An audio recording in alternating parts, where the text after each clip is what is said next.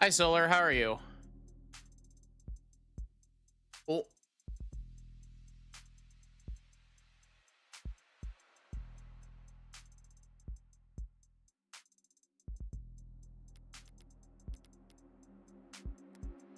of the comfy.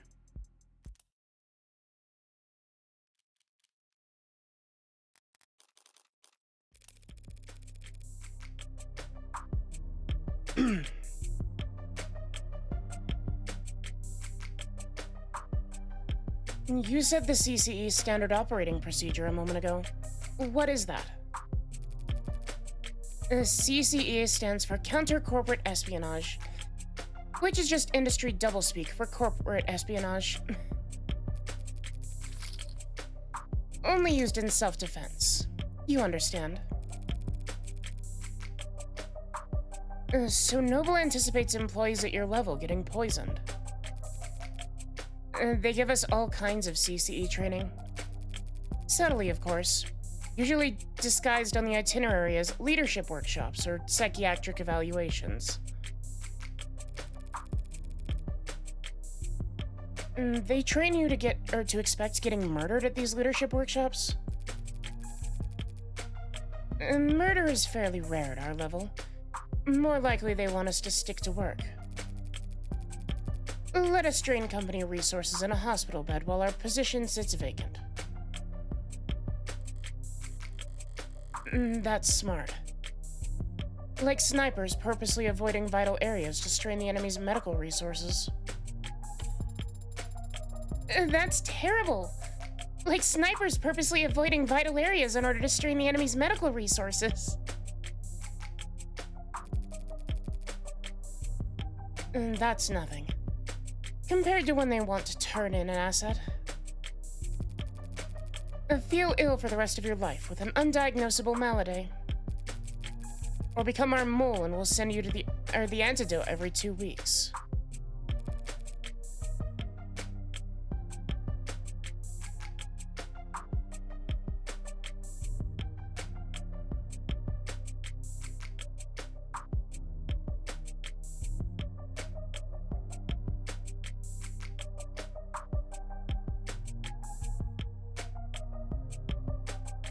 Sippy.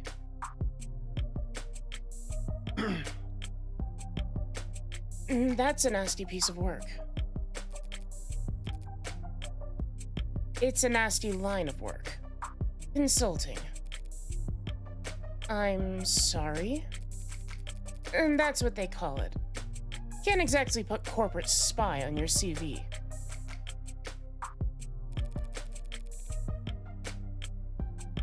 So, every consultant that I've met at a cocktail party was actually... It depends. Did they say that they're consultants? Or did they say you were in consulting? Or they were. How the hell am I supposed to remember? So do your people think that what happened to David was a deliberate attack? Noble's competitors have been trying to get David for years. And that's the timescale their plans operate on. If this was an attack from a rival corporation, the company would have seen it coming. And they'd probably have struck first.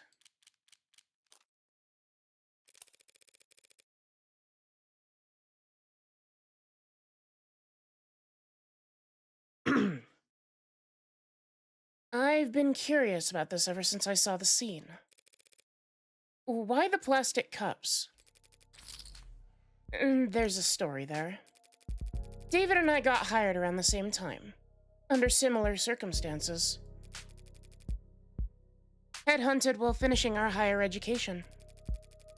During recruiting, the company claimed to want us badly, but in practice, our actual authority was...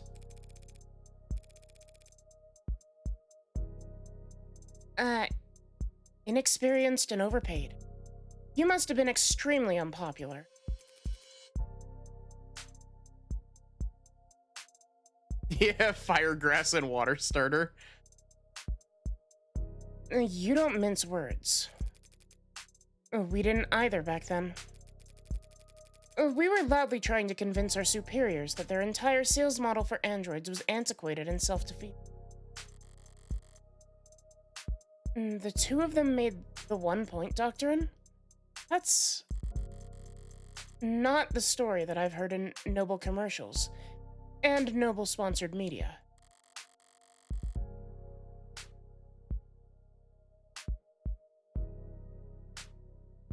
And come to think of it, it's not a story I've ever heard from David himself.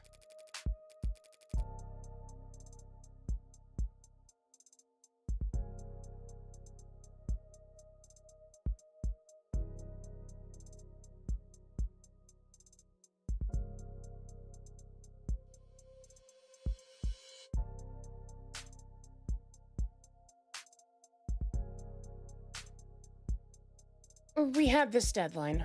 Self-imposed, but still a deadline. We wanted to get our pitch to the president of internal sales by the end of the day. 7 p.m. rolls around and people start filtering out. David still has his head buried in diagrams and sales figures. Imagine a technical man like him, a programmer, trying to make a sales pitch. The clock hits 9 and even the zombies start heading home. I turn to David, tell him that it's not going to happen. We're nowhere near finished and the day's long been over. He looked at me like I'm the only other person on a sinking boat, and I've just stopped pitching water, and he says, "The president lives on the other side of the globe. You've still got all night until his end of day."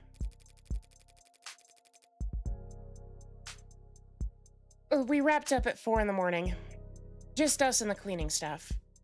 Back then, only half of them were ads. He finally sends the message, and I'm ready to collapse. I've got nothing. We stared blankly at his inbox for the next 40 minutes, hoping that the harsh light would give us the energy to work through the next day. And we got a response. It wasn't long, but it showed us he was interested. I had been turned down so many times before then. Ignored and placated, passed up and ghosted, but together, David and I, we had finally gotten a win. So David asks if I've got anything to drink. I've got a bottle of some swill in a cabinet at my desk, but he doesn't want to drink from the bottle. Says he wants to toast. So we sat there at 5:19 in the morning, toasting awful vodka to one another in cups we grabbed from the break room.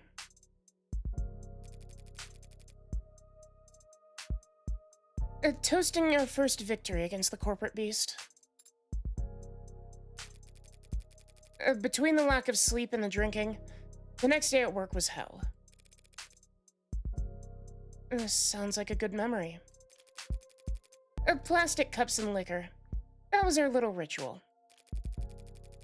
So I didn't think twice when he presented me with my cup.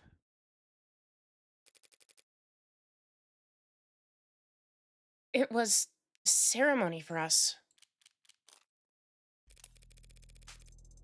As VP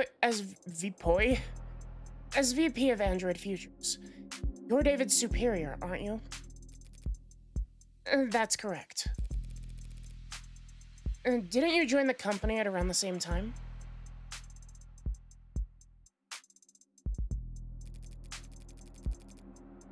David was always more interested in his work than he was in climbing the ladder. He didn't like playing the corporate politics game. So, was he unpopular around here? Not unpopular, no. Not the great Dr. David Asher. I'm fucking around with Young's voice a bit because I need to find a spot that isn't overlapping with Morgan's voice. Misunderstood, perhaps. How so? He could be blunt. Demanding, some might say. He wasn't trying to be. It's just... not everyone could work at the same pace as he did, for as long as he did. Even with the whole company huffing those inhalers, they couldn't keep pace with David. Speaking of which, I don't see any at Young's desk. Maybe it's just not something you leave out in the open at her level. So would you say that his line of work, or that his work-life balance was... balance implies the two are at odds with each other. We use work-life harmony here in the company. Fascinating. So was he in harmony? No. David always had plenty of suitors, but he was never willing to put the time in. But I'm sure you're more knowledgeable on that than I, or more knowledgeable than I am on that subject. Right.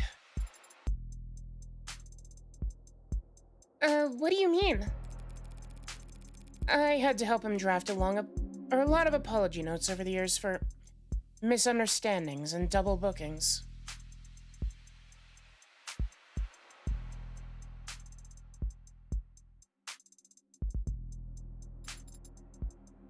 Scandalous.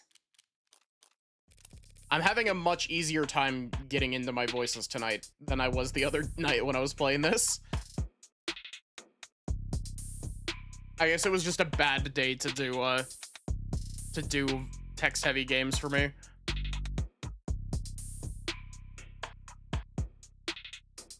The A16 only entered production this year, correct?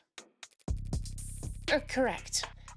Pre-orders started last holiday, and we began shipping in the first quarter. I understand that you were instrumental in the success of Warm Androids. I played my part, supervising the launch, yes. Weren't you the one who designed Synatonin? The factor that enabled communication between synthetic and organic parts.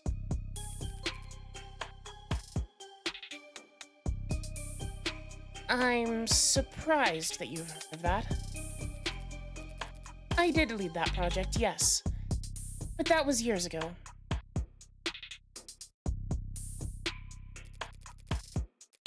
At the time, Synatonin was a little more than a novelty. A dead end.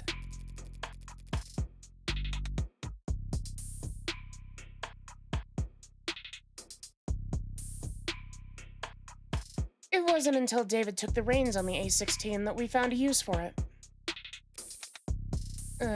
Took the reins. He was a lead programmer on limb coordination, facial expression, and exhaustion parameters. And he designed the synthetic nerves that make all of that possible. David did all of that?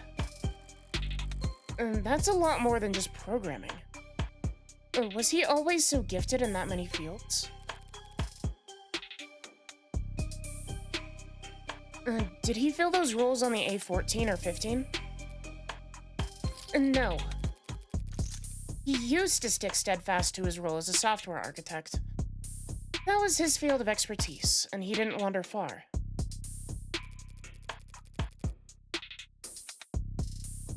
But 2 or 3 years back, he started sitting in on other departments, taking notes.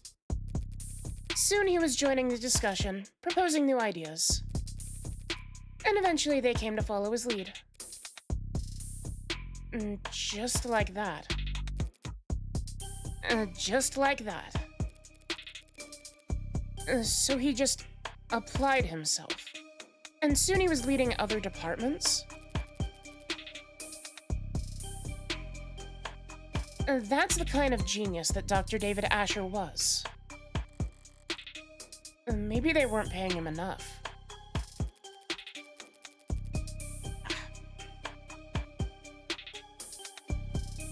Hi, PSI, how are you? The company profited the most, of course, but the entire industry benefited from his vision and leadership.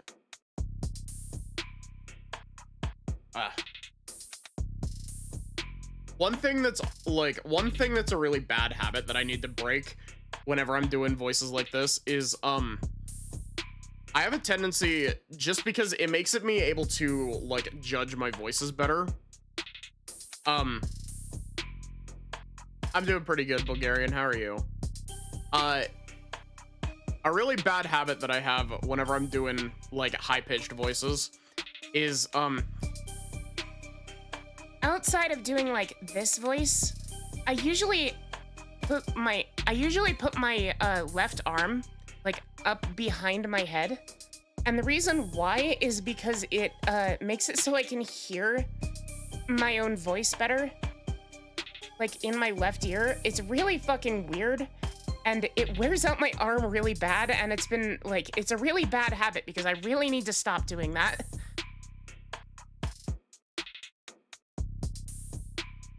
And the company profited the most, of course. But the entire industry benefited from his vision and leadership. Is there something with your ear? No, it's not even something with my ear. It's just that it gives my voice something to bounce off of because of the way that I hold my arm. Yeah, my head like over my ear. Yeah, like, not over. It's like behind my ear, I guess is the best way to put it.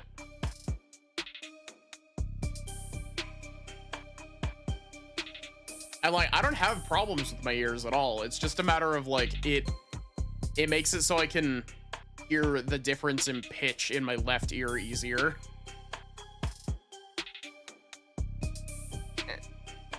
The company profited the most, of course.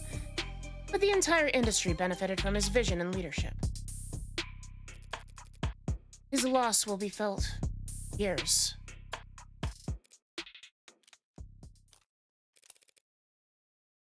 So, this android, Sarah. Even Dawes couldn't find any real details on where it came from.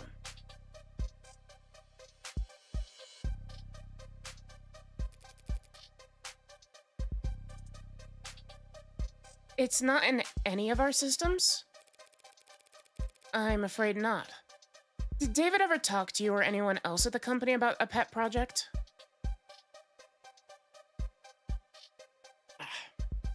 I'm doing my best. Like, I'm holding my arm underneath the desk currently to try to prevent myself from doing the stupid arm thing. Thank you for the hydrate and the stretch. So if my voices sound a little bit weird, that's why. A pet? No. He never gave me any indication like that. And if he didn't talk to me about it. Yo, hi, Mr. Boogeyman.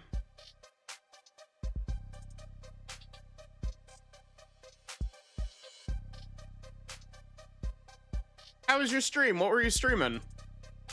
For those of you who don't already know me, hi, I'm Maddie. I'm a variety streamer. I stream lots of RPGs, lots of visual novels. We're currently playing Of the Devil, which is like it's a cyberpunk, like, detective Ace Attorney, like, with very pretty art. And I've also been told that I have a really nice voice. Yeah, how was your stream? What were you streaming? The Thing, Maddie, The Thing.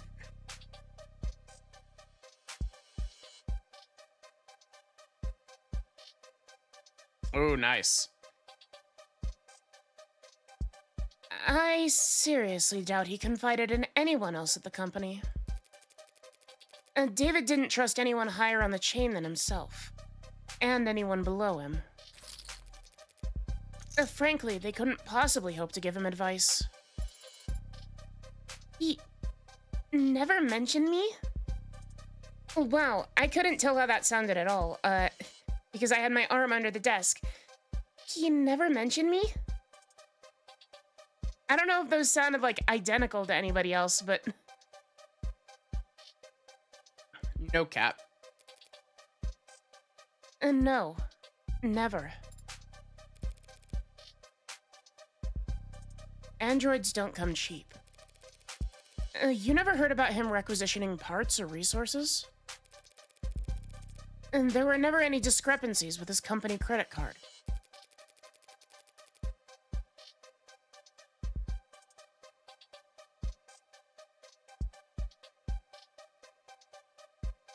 So I've been thinking about it.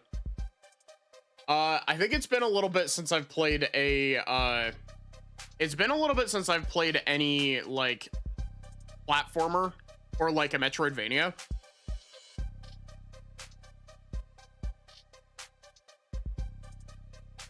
I have not seen the new Mario movie yet.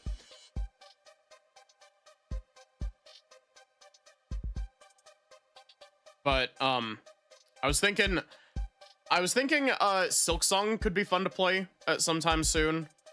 But at the same time, Silksong already has a like, oh, we're putting out a like expansion update for it. And so I'm over here like I kind of want to wait for that. There is another one that I've got that's First Crackers that I mentioned before that I'd like to play at some point. That one's not a Metroidvania, that one's just a platformer. I'd like to play more Mega Man games. Sorry, my brain is just like, what do I want to play? Honestly, I don't know what happened. Like, for some reason, like, streaming Planescape completely broke the way that my brain works with regards to, like, oh yeah, I want to do this, because, like, playing Planescape has made me, like, really impatient for some reason when it comes to, like, ooh, I want to do this right now.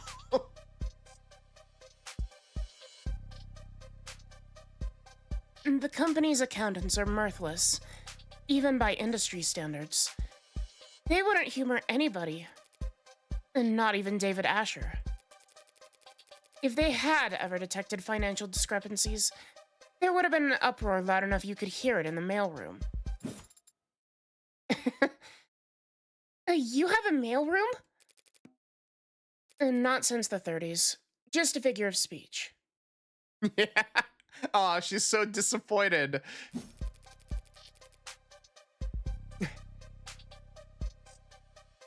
He couldn't have taken resources from the company without leaving a record. But no one would deny Dr. David Asher information. He would have been able to obtain all the necessary data to build his own android. And then, with enough time and money, he could privately purchase the raw materials himself. I don't understand it. It must have taken him years to build Sarah. He wasn't doing anything illegal. Except the hacking stuff. So why keep it secret?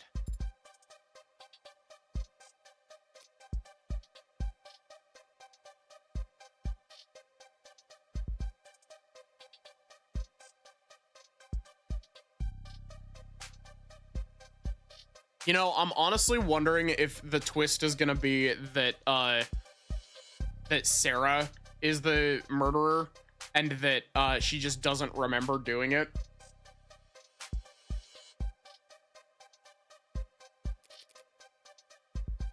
I don't know. But he was private and a perfectionist. Perhaps he simply wasn't proud of his results. Could be. Well, thanks for taking the time to talk to me. I'm sure this has been a difficult day for you. A difficult day for all of us.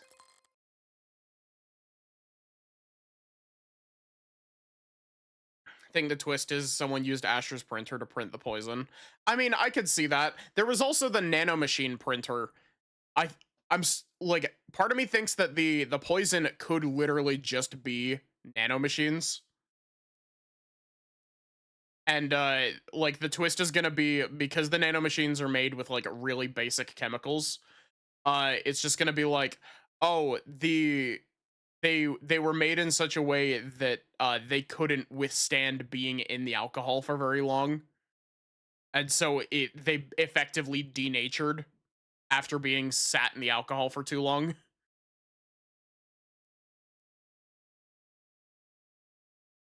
A message from Fran.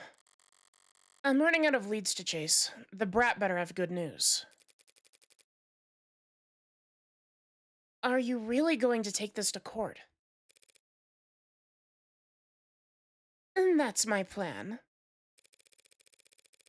And the circumstances may be irregular, but I'm still defending a client from a criminal charge. It's my responsibility to argue that he's not guilty of what he's been accused of. And is that what you believe? That he didn't commit suicide? I guess I haven't decided what I believe.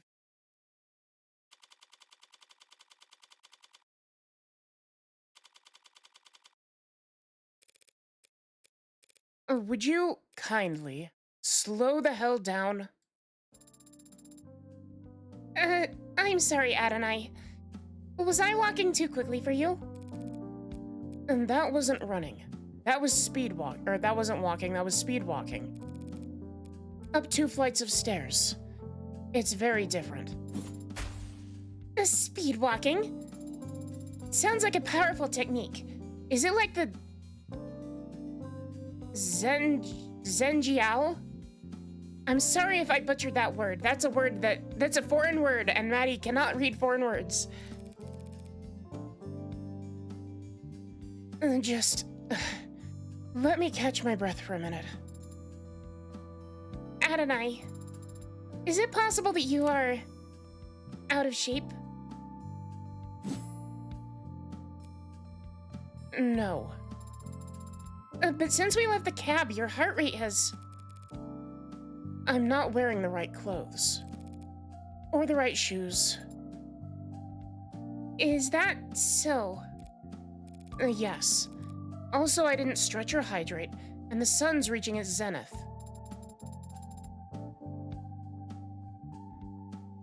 That would have been several hours ago. Do you mean the air temp... you said it would be a short walk from street level, so I prepared myself mentally for a short walk. And then you took off like a rocket, and you didn't mention we'd have to go upstairs. Are you sure this place is even back here?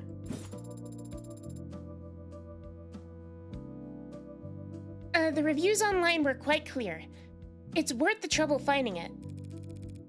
Maybe if you're a mountain climber. When I sent Fran hunting for a musician in David's circles, I expected them to bring me someone from the city orchestra or a jazz club. The champagne flute and teacup kind of musician. But this is the tequila and neon part of town.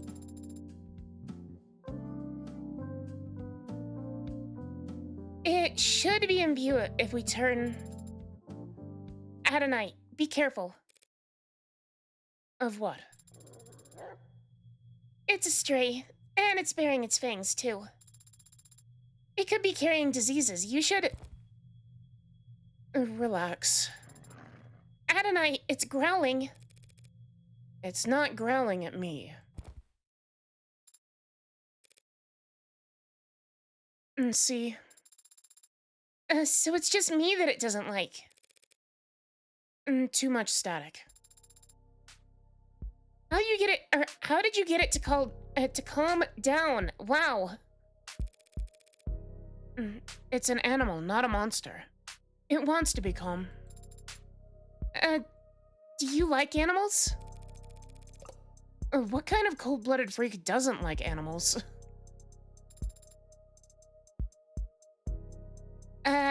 Do you have a pet? No, never have. Why not? Because I don't want to take care of a pet. That seems counterintuitive to me. Well, it makes perfect sense to me. And I don't need it to make sense to you. But... you notice you're only this talkative when it's just the two of us? Just an observation. You shy or something? Did David program you to have an android anxiety?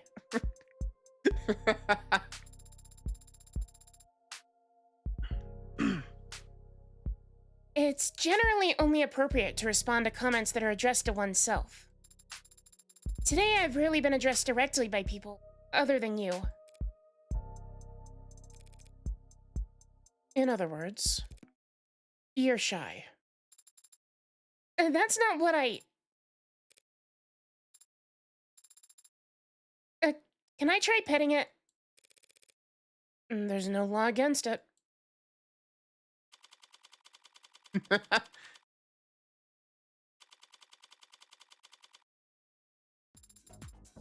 I can't wait.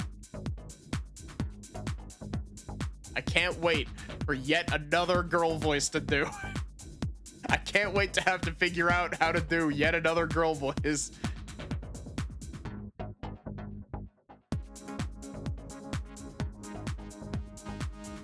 This is the establishment.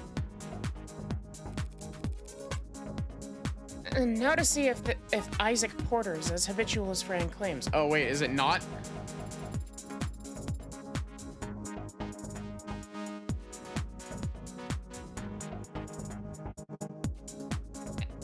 Do you think Father was close with this man? This man who you've never met? I think he was close with him, yeah. At some point. I had some help making that deduction. Fran saw that their metadata showed a significant cooling off of interaction between the two of them, particularly over the last month. But Fran also saw a phone call between the two last night. So, if they were close, do you think they were sleeping together?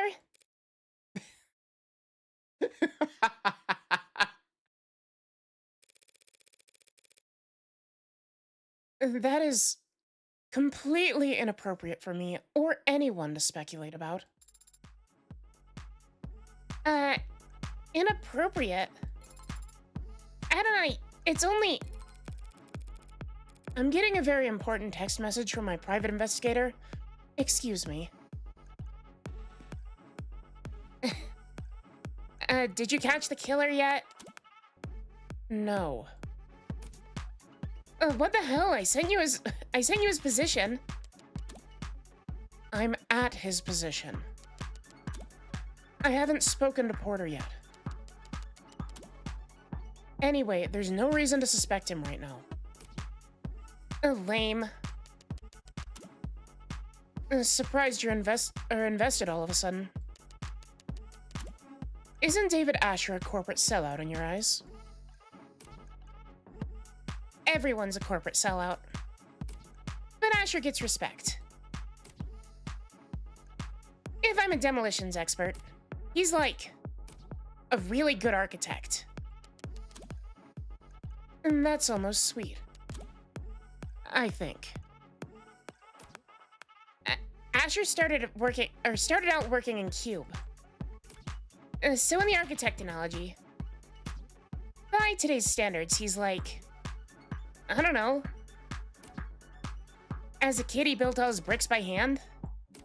Or something?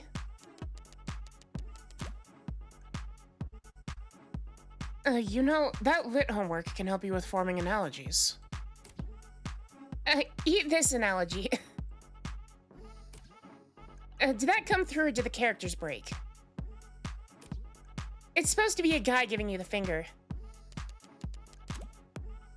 I take it Cube is a programming language. What's special about it? Pretty much anything coded in the last 20 years is web-based. You code with the assumption that you'll always be connected. So you can depend on having fat libraries of references to lean on. And if something else does go wrong, your errors get reported to you automatically. How goes Morgan Monday? It's going pretty good. How are you doing, Sachi? But not Cube. You can look it up. But basically, Cube was originally for robotics and, like, machinery. Stuff that had to operate in mines. Under the ocean. A middle of nowhere fields with zero signal service. So Cube had to be self-sufficient. How rugged. Where did Asher learn Cube anyway? It's older than dirt.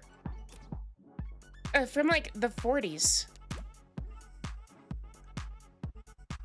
Vibin, about to head to a gig. Nice.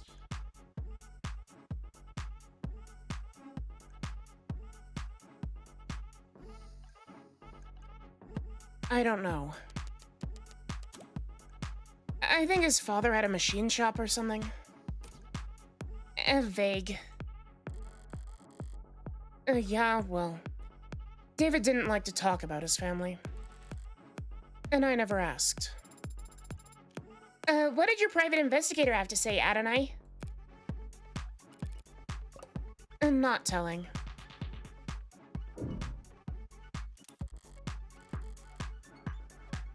And that one over there. He matches the photo Fran sent. Should I approach now or look around some more? Look around more. Better get a read on the room first.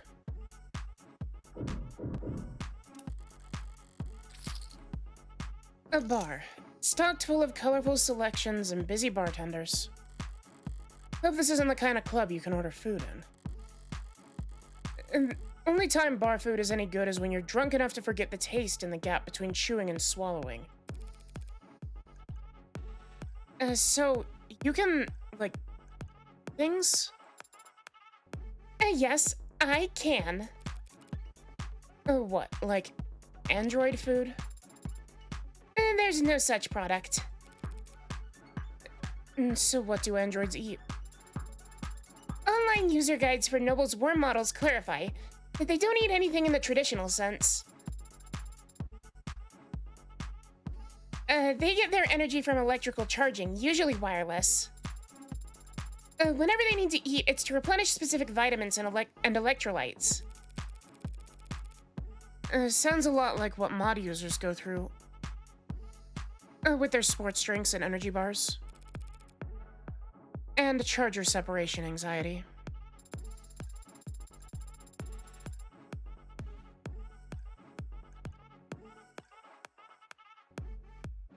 You know, you'd think that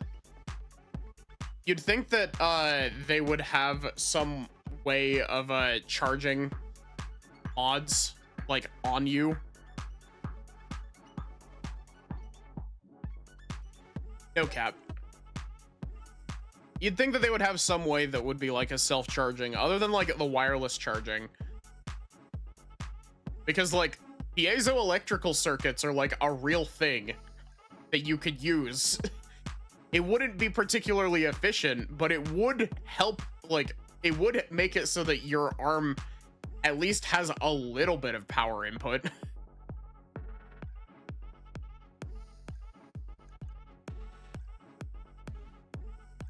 According to the net, worm androids can ingest nutrient-rich processed carbohydrate pellets if they need to forego electrical charging long-term. Processed pellets? You mean like kibble? Like dog food? No, it's not like dog food at all. Can you buy it from the pet store?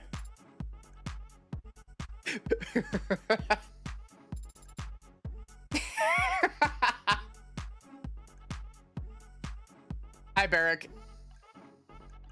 It seems that you can. How is this something you have to look up anyway? Because I've always just eaten whatever father gave me. Like what? Marbled beef. Never hydroponic avocados. Faux gras. I think this is faux gras.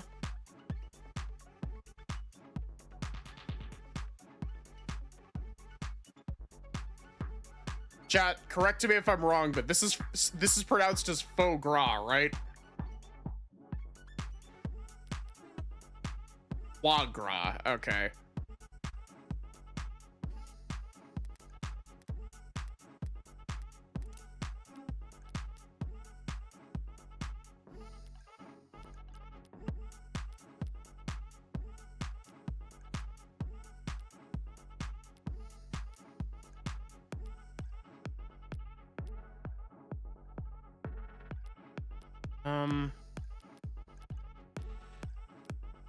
We just get a never hydroponic. That is a movement calling for sourcing food exclusively from farms utilizing natural sunlight. Lobbyists for the movement have made unsubstantiated claims about superior taste or nutritional value. But the label is yet to receive the official state recognition, and thus the presence of the term or terms like it on food packaging carries no weight and is not backed by any legal guarantee. One of a number of food sourcing movements that arose in the latter half of the 21st century is as rising sea levels reduced the total amount of arable land. The world had shifted global agriculture industry toward hydroponics and vertical farms, or farms rural, or skyscrapers, where each floor is utilized for food production, saving on real estate costs and reducing the impact of unstable weather on agricultural output. Look, Fran isn't stuck inside the side of the phone anymore. She's been freed. She's free to continue her chaos gremlining.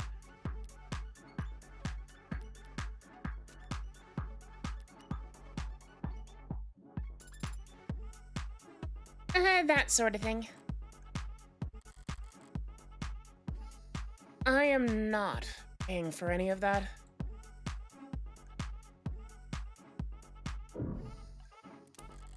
As she has escaped.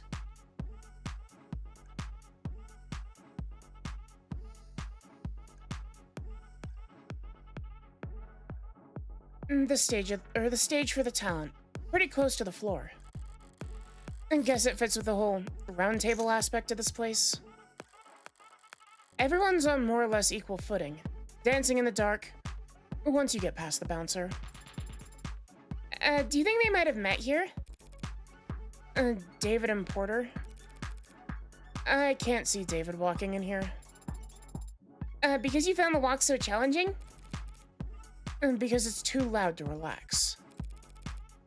And not dark enough to be anonymous. I see. What's that face? You got an opinion to share?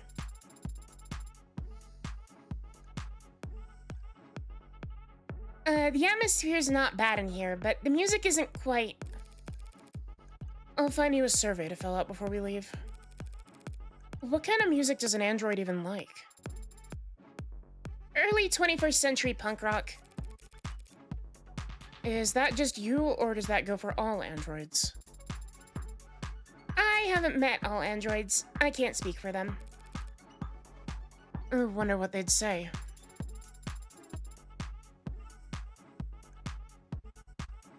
If they're smart, they'd say that music peaked with early 21st century punk rock.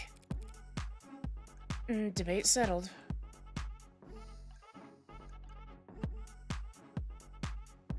This game has got to have a fucking ladder versus step ladder argument in it somewhere.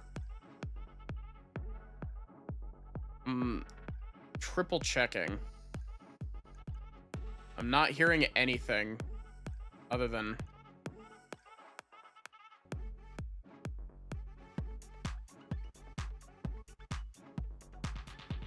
Wait, I can't talk to the guy that I'm here to talk to anymore. What kind of reading material gets left out in a club? A tabloid interview. Exclusive. Sit down with luxury. You've heard her name on everyone's lips. You've seen her face in magazines and commercials, and then double check to make sure the photos weren't labeled as edited. Now get all your burning questions about her answered here in our exclusive interview with the mysterious young woman who's being called, in perhaps the only truly unanimous vote the net's ever seen, the most beautiful woman in the world. Why the name? And people think it's all an ego thing, but it was just a random username I picked back when I was grassroots. Then it was a pseudonym to give me a little shade from all the attention. Now it's a brand and I can't change it without setting the stock market into a spin, so... Oh my god. Rebranding is a pain in the ass.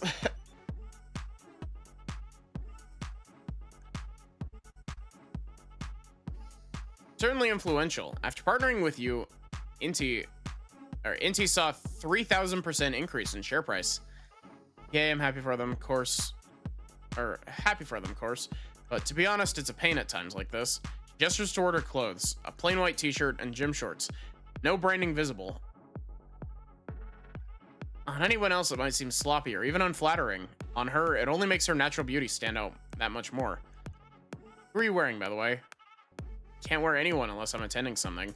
If I don't dress like this, all my sponsors fall into bidding wars every time I leave the house. Does it stress you, all that attention? Stress is bad for your skin, right? They say mine's flawless. Can't argue with that. So do you have a skincare routine? Any tips you'd like to share? Be a little bratty, act a little spoiled, keeps you young. How old are you exactly? Everyone's dying to know. 18 to 29, now and forever.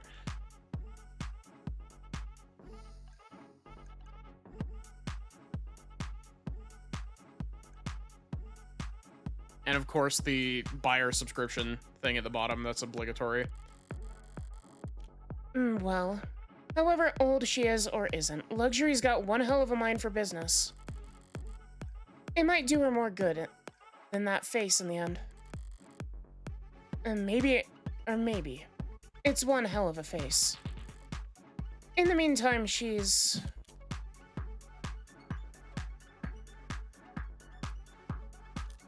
Powerful seems correct currently.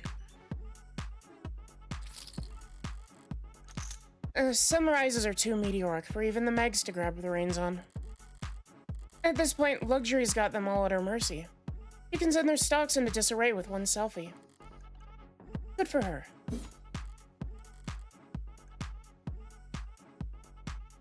Okay, yeah, that's him all right. Looks like he's killing time before his sets tonight.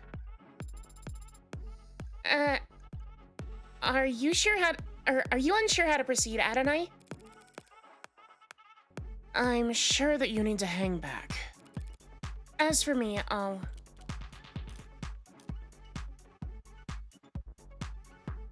have Morgan play it straight. She seems like the, well, I don't know. Both of these feel like they could be correct because Morgan is known to be very blunt, but Morgan also knows how to talk in circles.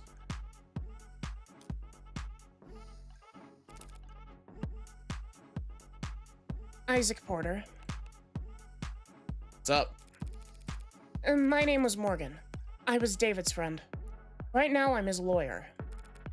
Can we talk? Depends. A friend from work? No. Over here. Thanks, Isaac. Don't thank me yet. I might just sit here, shut my mouth, and stick you with my tab. So what kind of lawyer are you, anyway? What kind of friend? I'm his defense attorney. Think you missed the bus on that, then, yeah? And I'm a friend that needs to know what happened yesterday. Doesn't everyone? Try somewhere else, friendly lawyer. I haven't seen him in weeks. You might not have seen him. But we both know that you spoke with him over the phone yesterday. Only a short time before he died. How the hell? Isaac. It's pretty obvious that you don't want this particular spotlight to linger on you any longer than necessary. So why don't we cut to the chase? And no lies, no playing coy. Fine. Sarah. Yes, Adonai? Hell? Thing transmitting? I'm not streaming any data, no. Porter doesn't seem to recognize Sarah either. One more person David was keeping secrets from. I need to record everything for the court. Fine. You two were together, is that correct? We were together. I ended it. Yesterday. Care to elaborate? Our entire relationship? Look, You can tell me everything once, and I can get it on the record. Or you can hear the same questions over and over again from 1,000 different cops and Megs for the next 3 months.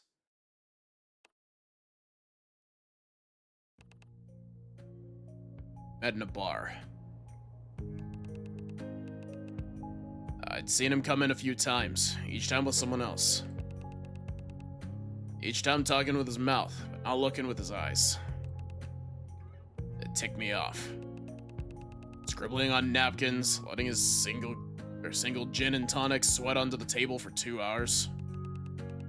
Dates would all go to the bathroom or take a call and slip out the back. One of them didn't make it 10 minutes.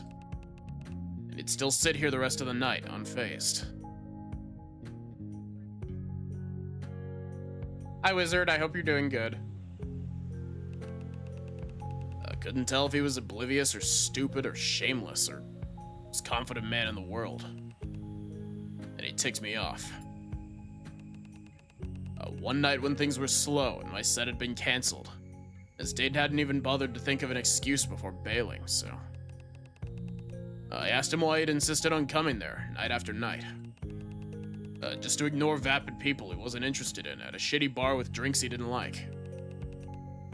And he just said, "'Cause I like your music." Hi, Ender.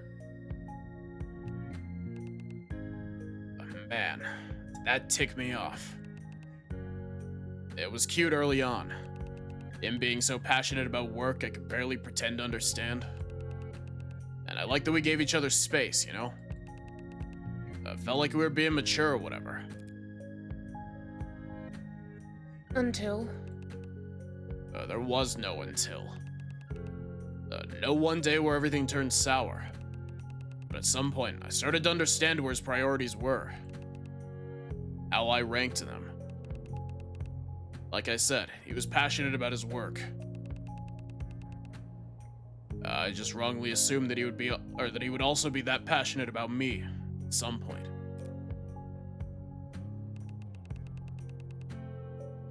So I pulled away a little. Wanted to see if he'd notice, if he'd miss me. Testing him like that isn't the biggest red flag in the world. Or testing him like that isn't the biggest red flag in the world. He never budged. I could ignore him for days and he wouldn't be the least bit ashamed to see me. If I picked a fight, he'd never get angry or upset. He'd just apologize. He didn't want to fight with me. Guess he was never invested enough to bother.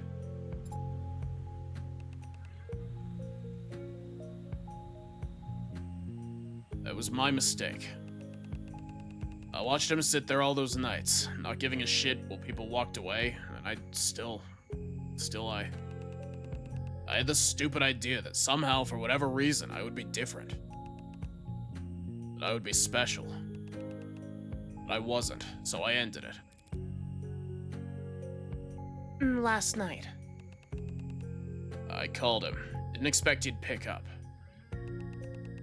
I had everything prepared to leave a message, with an assistant or an ad or whatever. But he answered, first ring. Without hesitation, shame, or awkwardness. That ticked me off. I told him exactly how valued he'd made me feel the last few months. Told him exactly how insignificant I felt as the boyfriend of the illustrious Dr. David Asher. And what did he say? He apologized. And he asked me if that was all I called to tell him.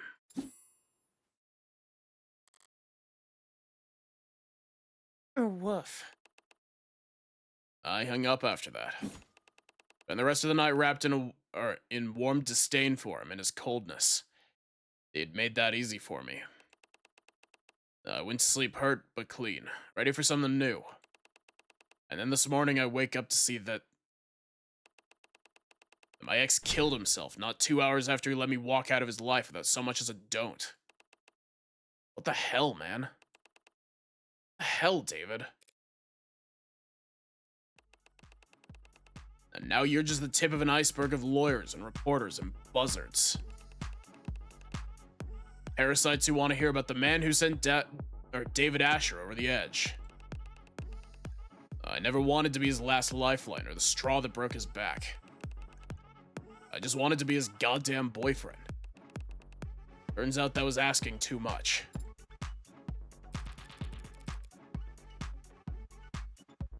It's yet to be determined whether David committed suicide. You serious? You don't have all the facts. You do? Any one of them point to anything else? Thought so. Thanks for your time. I'll let you get back to it. That's it? No summons? The court has no need for you to retell a sad story like that. Court, huh? Sorry to bother you at work. Sarah, let's go. Your discography is very impressive. Yeah, thanks. And your range is remarkable. So it pained me to see that all of your works in the last quarter have been so melancholy. I think... Well, what the hell would you know about any of that? What's the matter? Can't find the words? Need to steal them from somewhere first, and butcher them before shitting them back out? I was not trained on any... on any datasets that... Pardon me. My mistake, really. Not your fault you're only standing there because rich prick nerds were allowed to rob the world blind for most of the century. Sarah, we're leaving.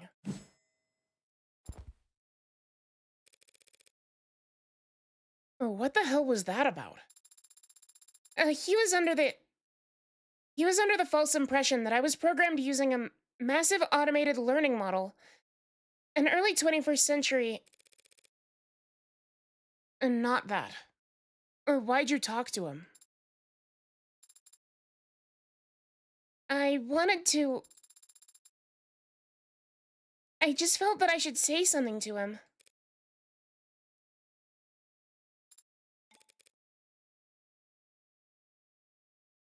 A word of advice.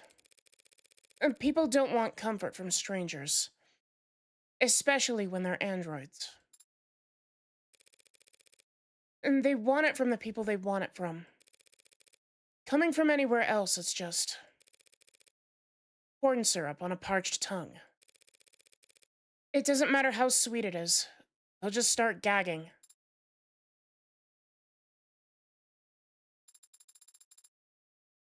You know a lot about people, don't you, Adonai? Compared to you, I'm a goddamn savant. Come on. There's not much time left. Is there still somewhere you want to investigate? Somewhere I need to return, actually. Porter was right. As things stand, I don't have any evidence that could establish an alternative interpretation of the facts. But if there did exist hard evidence that could prove his death wasn't suicide, there's only one place I could find it at this point.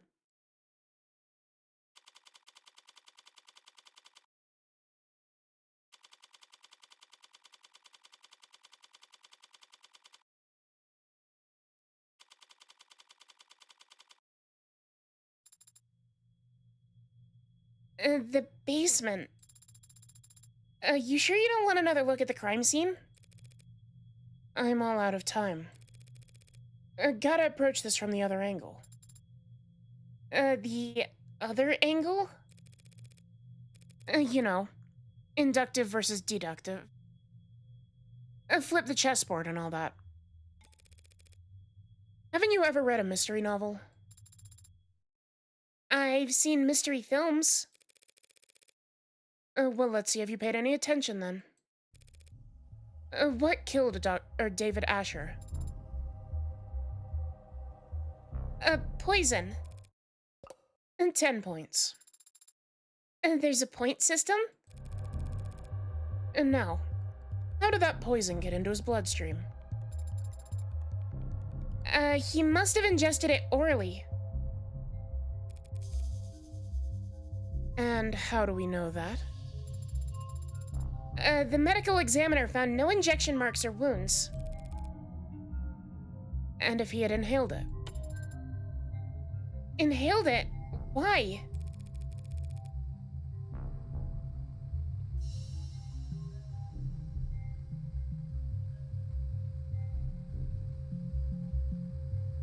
Shit, was it?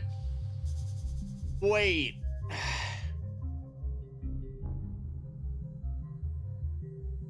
The inhalers can be remote controlled. Their dosages can be adjusted with the on the internet.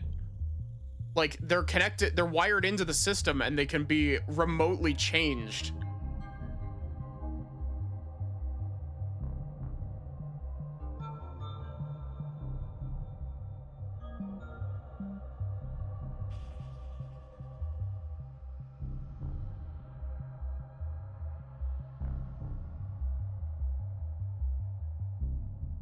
That seems wildly dangerous and insecure. Yeah, it's supposed to be to prevent accidental overdosing by regulating it, but like the fact that it can be changed like through the network on the in the company is like extremely dangerous now that I'm actually sitting here thinking about it.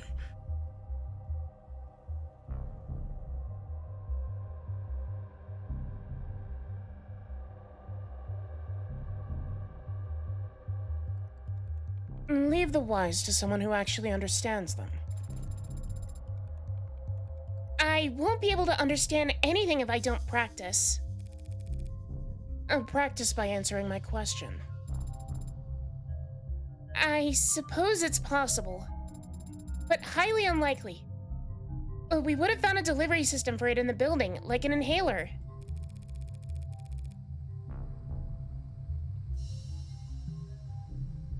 That just means that whoever did it might have taken the inhaler with them. My suspicion is still on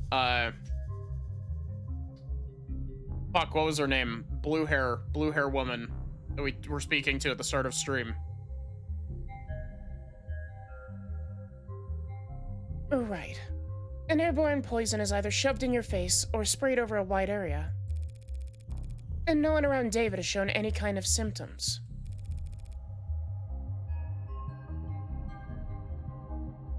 So all we're left is oral intake.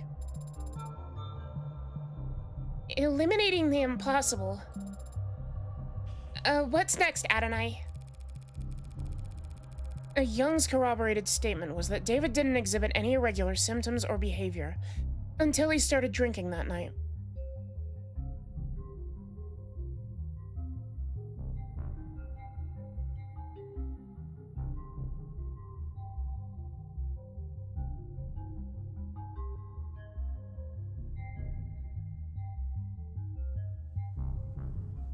Wait.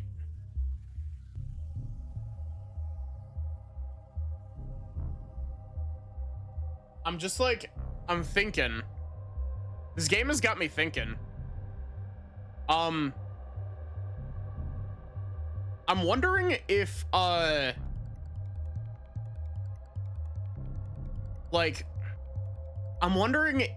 because the whole thing of like, oh, you know, they didn't find an inhaler on the premises. And I was thinking like, oh, you know, Young was on the premises. If Young had motive to kill him, then she could have used that. But at the same time, the thing that's coming to my mind currently is, what if Young is being used effectively?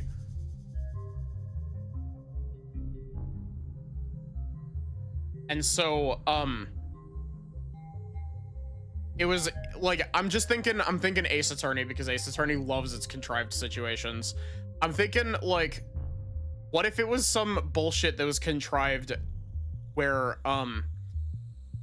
because of the information that we have about the inhalers, I'm wondering if the I'm wondering if he like used Young's inhaler effectively. And because it's hers, it didn't it wasn't like set up for David specifically.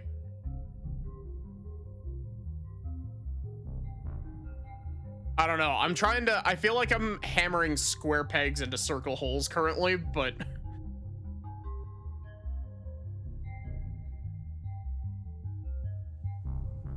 Young's corroborated statement was that David didn't exhibit any irregular symptoms or behavior until he started drinking that night. And the police didn't find anything unusual in any of the food or drink in his home. did the culprit fucking like aerate his alcohol with their inhaler? Though, actually, now that God, I'm so sorry that I'm just stopped here being like, actually, I wonder if it's this. Because, I wonder if I wonder if it's through Young's inhaler that stuff happened. Because it was stated that Young didn't have her inhaler in her office when we went there earlier. Like, Morgan made a specific note of that. She was like, I guess it's not the norm to like have that shit out on your desk at this like upper echelon.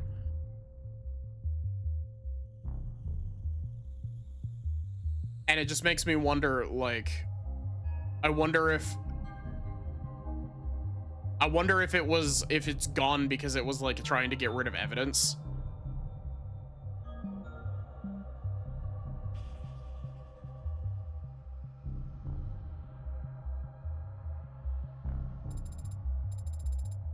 Except for his cup. The results were inconclusive. Young was drinking from the same bottle and the same type of cup, but didn't get sick. We have to conclude then that David's cup alone was poisoned. That all seems logical. And consistent with the police's theory of suicide. So why are we down here?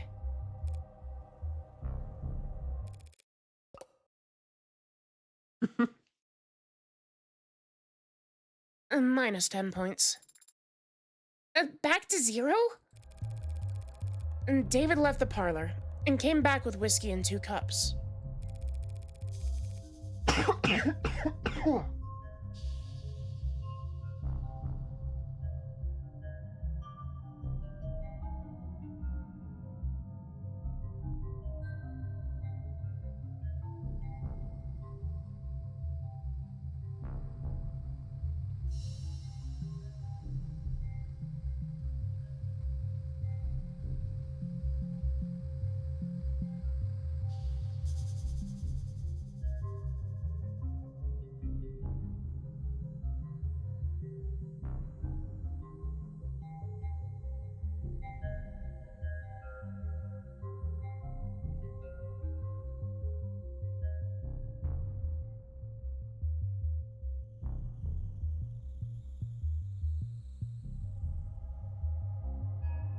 Young told us as much. And apparently the cameras upstairs support her story. So we have to conclude then.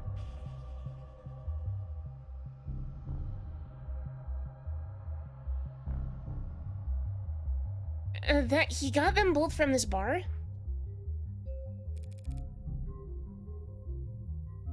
And better. 5 points.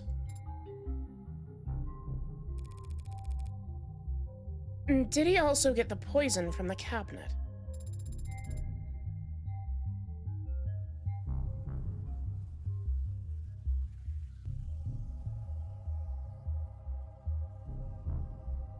The police have been here since we left.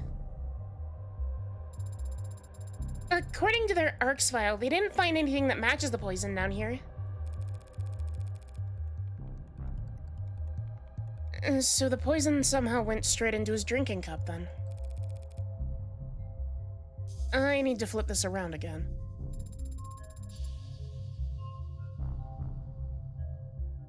But if you turn something 360 degrees, you're just back to... If I were the prosecution, what would I want more than anything? Proof that David knowingly added the poison himself. He wouldn't do that. And you can make that claim because there's no video evidence to contradict you.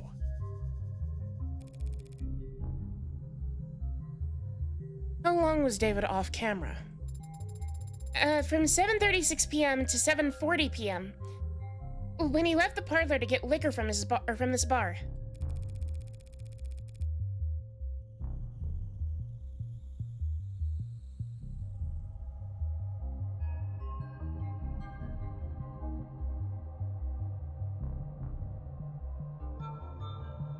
So if we had David on camera for those 4 minutes, and he didn't poison himself at that time, he would have a perfect alibi for the crime. Proving his innocence. But Adonai, we don't have footage of that. There are no security cameras down here.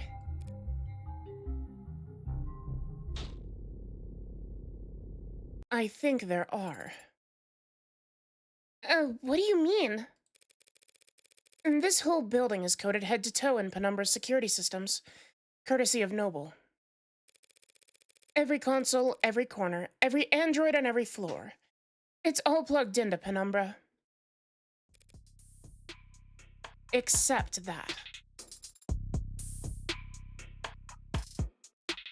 That panel is...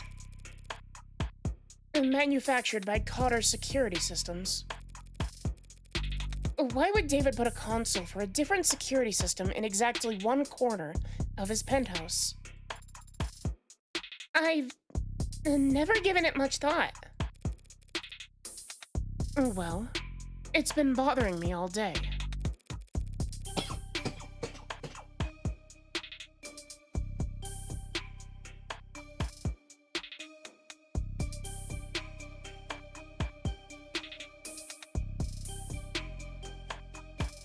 But my curiosity alone can't scale a 64-digit wall. You mean signal hijacking, or whatever you want to call it? Have you tried it before? It is illegal and unnecessary. Father would not. He would not have installed hidden cameras in his own home. At the end of the day, I can't make you do anything. Well, actually, I probably can now that you're registered to me. But aren't you the one who wanted to prove his innocence?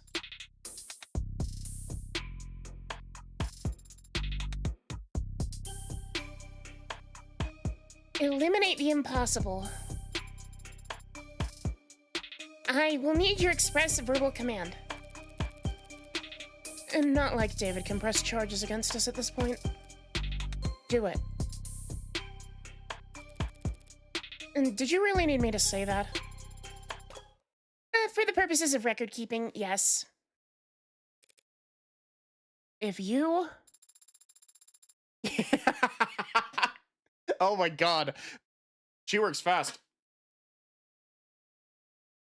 I've gotten past the 64-digit code, and I found cameras. There are a number of them embedded in the room's walls and ceilings. As you theorized, they're on a separate network from the rest of the building. Where are they feeding to, if not the Penumbra system?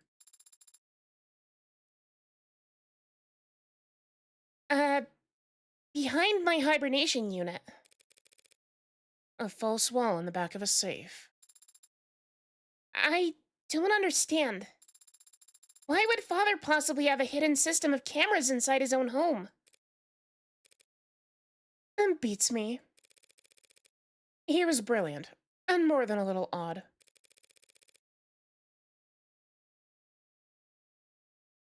Throw in a little money, and odd becomes eccentric.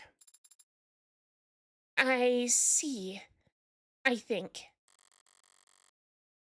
I don't. And the hell was he thinking? What was he afraid of? Why didn't he come to me for... Time's short. And gather facts now and leave the computation for later.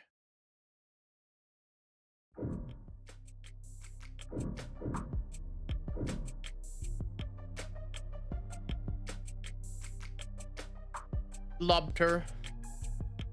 How is the lobter?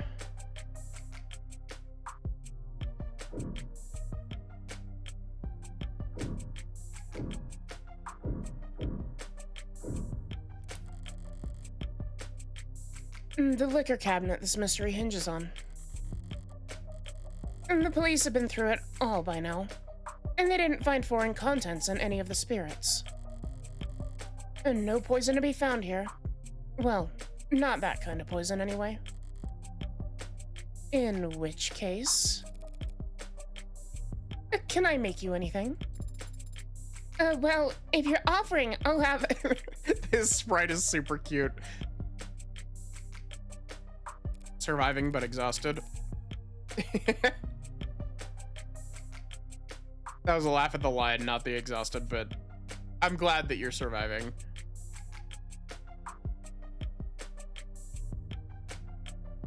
Sorry. You're way underage, aren't you? 2 years old or whatever? Technically.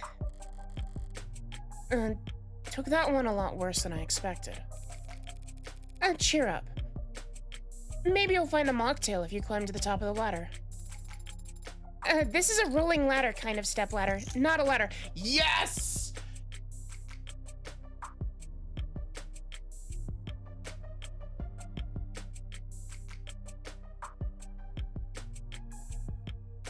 The statement, the reference has been made.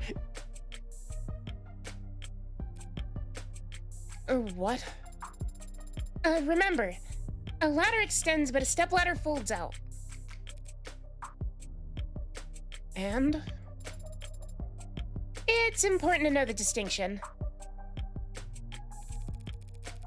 I'd bet my life savings that this subject will never come up again. Ever. That's a very self-aware statement. Thank you, Gabe.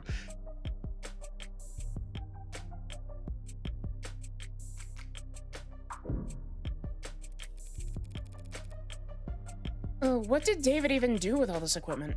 Dry his laundry? What makes you so sure he wasn't exercising? Did you ever see him use any of this crap? No, but he must have used the weights while I wasn't looking. Since he promised me that he'd take better care of his health.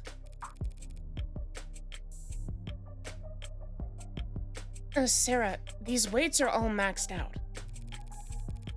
David couldn't have put up numbers like these even if he was piloting a frame. Don't be so sure, Adonai. Pardon? The following is a true story, based on primary sources who were present for the event and its aftermath.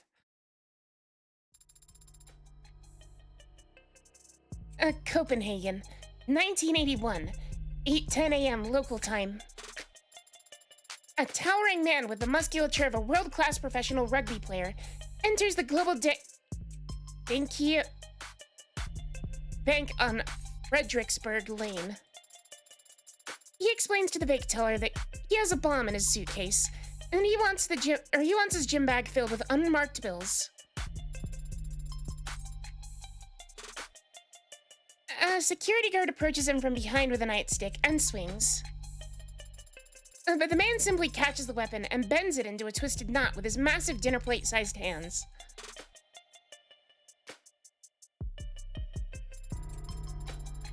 When asked to describe the suspect to the police afterward, the teller had only this to say. That man was all muscle. The rest of the bank heist proceeds without incident, and the man exits the building just as police arrive on the scene. When suddenly, his suitcase explodes. But it's just a smokescreen. Local officers quickly recognize the ploy and rush toward the door.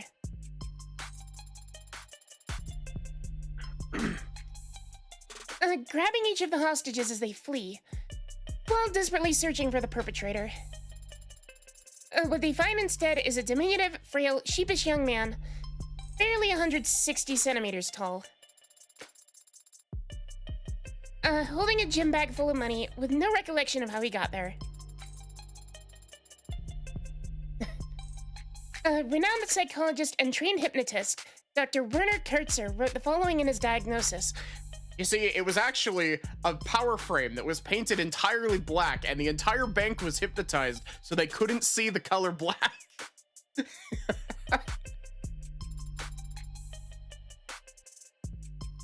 Acute dissociative identity disorder. That's right, the man had a split personality. And so great was the disparity between his two halves when they switched control. He physically changed, becoming taller, bulkier, and capable of previously unthinkable feats of strength. The Incredible Hulk. So be careful what you say to a man like Father can't. Be careful what you say a man like Father can't do. Just because of how he looks on the outside.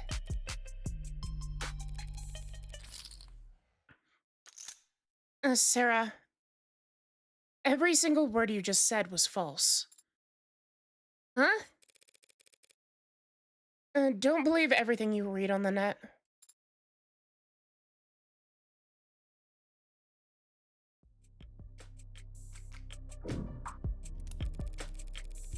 What's the story with this anyway? Some kind of fault in the Foundation? I don't know. I've never noticed that crack before. Why does it look like she's got a barcode in her hair? Because she does. She's an android. And all of the androids are marked with a barcode somewhere.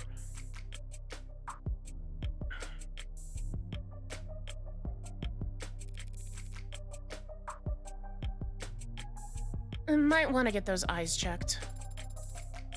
There's nothing wrong with my vision. This crack must have just been created during my most recent hibernation. How? And did David drop a weight?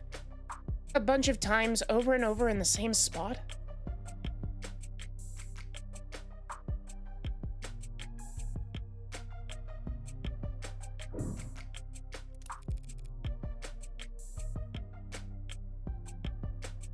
So, is that the original? It was appraised and confirmed to be genuine. At least you didn't get ripped off. I'm a Philistine when it comes to this kind of stuff. What does an android see? I see a meeting. Or perhaps an encounter? Two apex forces of nature. Two kings of the forest, the stag and the deer. I think. Great. I'm officially less cultured than the robot. All right, let's refocus here. So there's some kind of hidden door behind your bunk bed, huh? Essentially. Though a bunk bed would imply a second or third. How do we open it? One moment. I see. Got it open already. I cannot open this door. Why?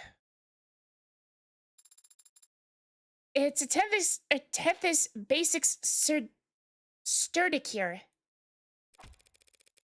And that anti-hack feature in the name is real?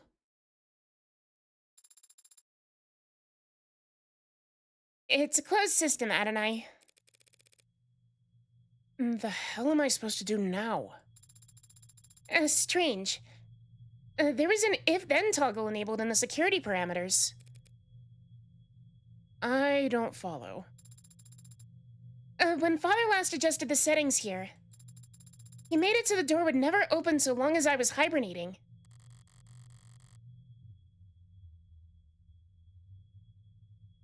And he made it so that I was the only one who could wake her up. Meaning this is a door only I can open? It'll be a 6-character password. Some combination of numbers or letters. Did you and Father have any influential moments in your life that revolved around a 6-letter word?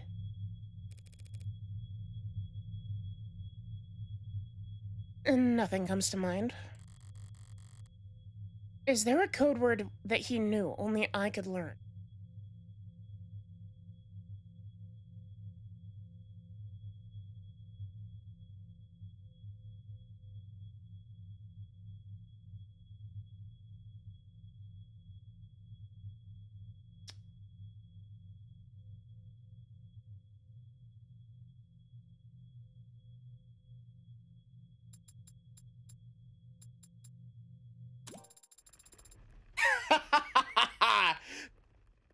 I'm so glad that I thought to try that.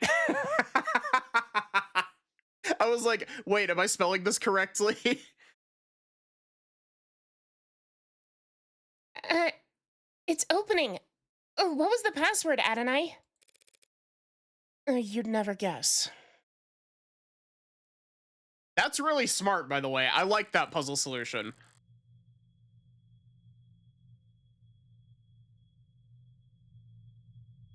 Did feel a bit out of character. David utilizing so much cloak and dagger tech. And I've definitely been struggling with the idea of him doing home improvement. But one step in here and it all makes sense. It's a panic room. Scary. A panic room is a place for rich people to hide in when people start bouncing bricks off their windows. Hi, Erica. How are you? They're typically not even on the blueprints. So, when Noble built this penthouse for one of their executives, someone slipped this into the mix, and it's remained in Noble's blind spot ever since. Yeah. Yeah, sorry, I've been playing so many voice-heavy games. Pokemon will be making a resurgence sometime soon. You can also use it while playing FF Tactics as well.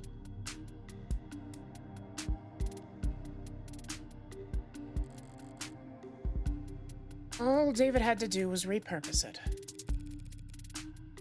And make sure you're capturing all this.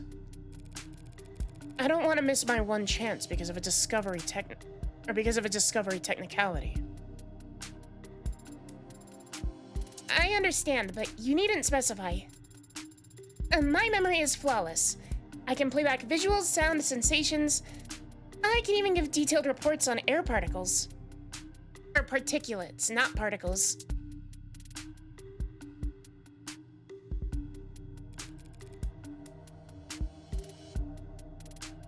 You mean you can smell? Better than any human. And some canines.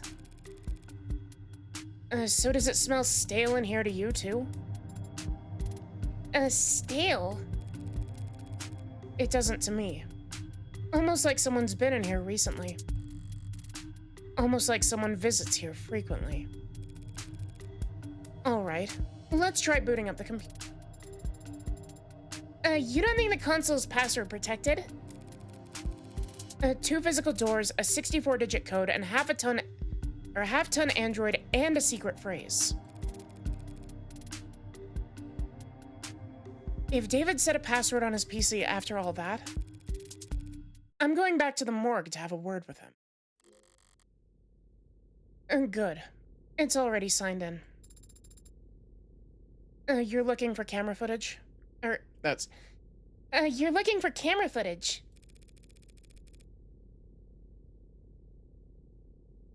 I'd also settle for a note plainly stating that he feared for his life.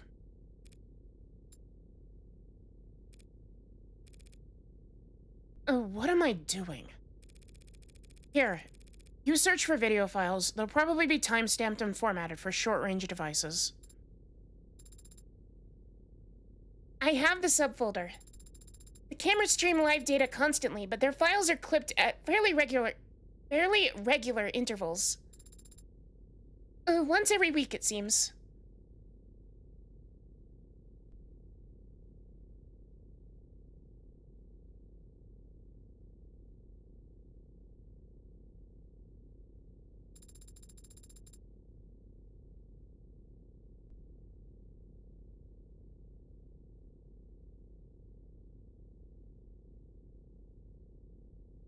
The most recent video file here has footage going back 8 days.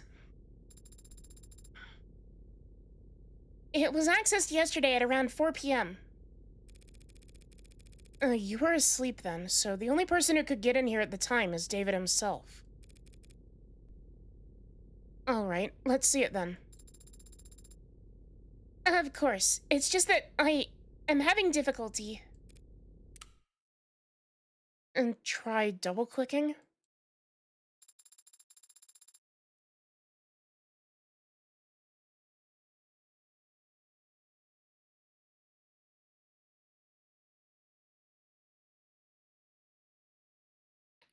I have been trying to open the files from the moment I discovered them, Adonai. But they're encrypted.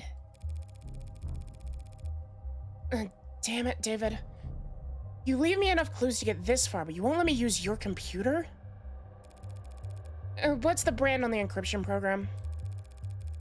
If I rush a subpoena, they might have a backdoor I could bluff them into.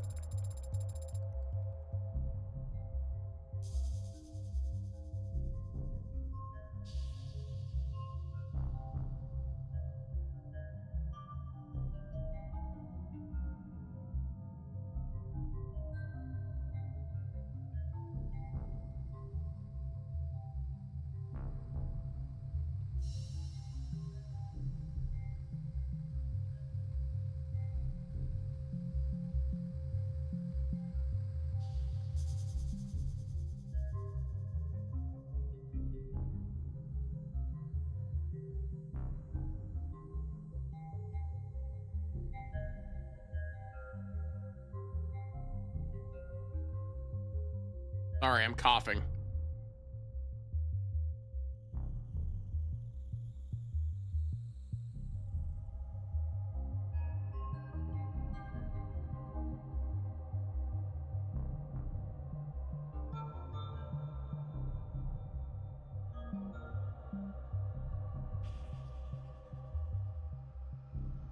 These files were not encrypted with any commercially available tool. This appears to be Father's own work. Shit. If David Asher handwrote the encryption on these files, there's no one alive who could...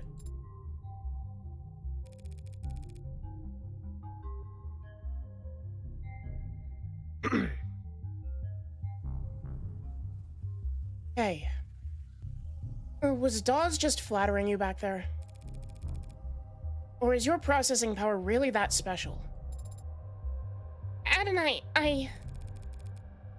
can you break his encryption? Yes or no? With enough time.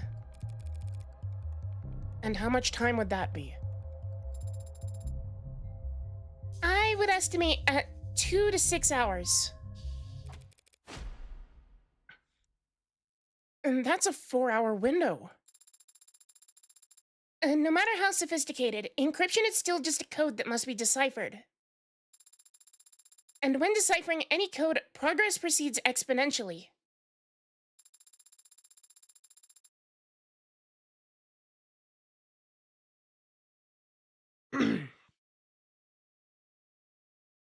Which makes it particularly difficult to determine the amount of time required to complete the process.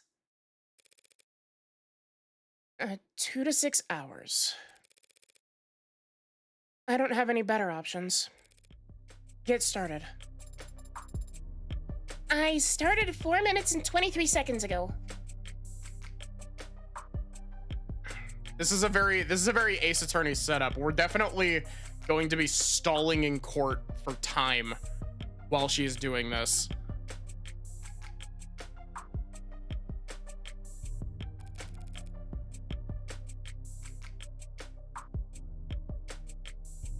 I'm finally showing some initiative. But you've been talking to me. But you've been talking to me this whole time. I have the ability to analyze data in parallel by using subconscious processes, so long as the work required is rote. So you're doing it in the back of your head? Actually, I'm speaking to you in the back of my head.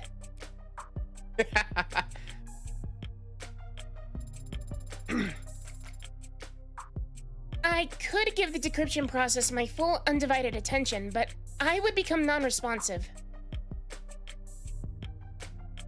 Interesting that they'd use the name Adonai. Yeah.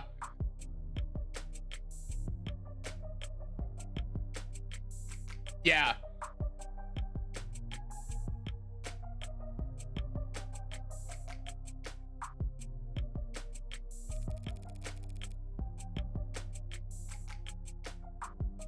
Hey, that's a pretty nifty feature. I'll have to keep that in mind.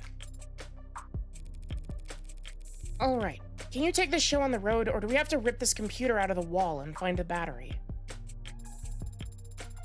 I have copied the encrypted files, and will work on them as we travel. We can leave whenever you're ready. Still can't believe David let me get this far, just to shut the door in my face at the last second.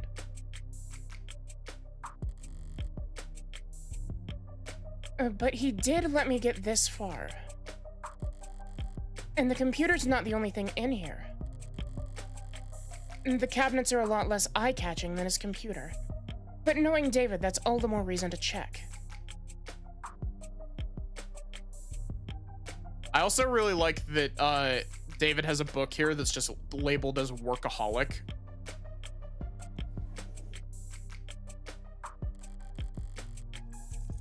Lots of paperwork. Bonds and holdings. A platinum bar? His birth certificate. It might be nearly as valuable. I can't imagine what people would pay to steal David Asher's identity. And down here at the bottom, a binder. Noble's logo in the front and the middle. Enough pages to dwarf one of those phone books you see in period pieces.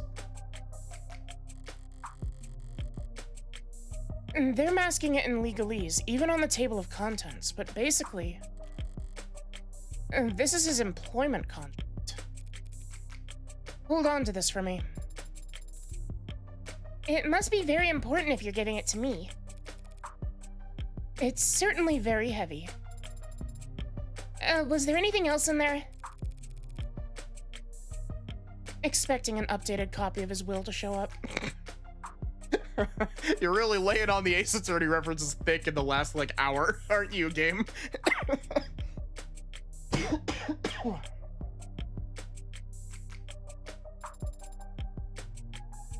It is a possibility, isn't it? Maybe in a corny old murder mystery. A widely beloved and respected genre with over 2 centuries of... There is something else. Your papers. That Evangeline Morgan should be given immediate and complete ownership of the android designated Sarah. I totally forgot that her first name was Evangeline.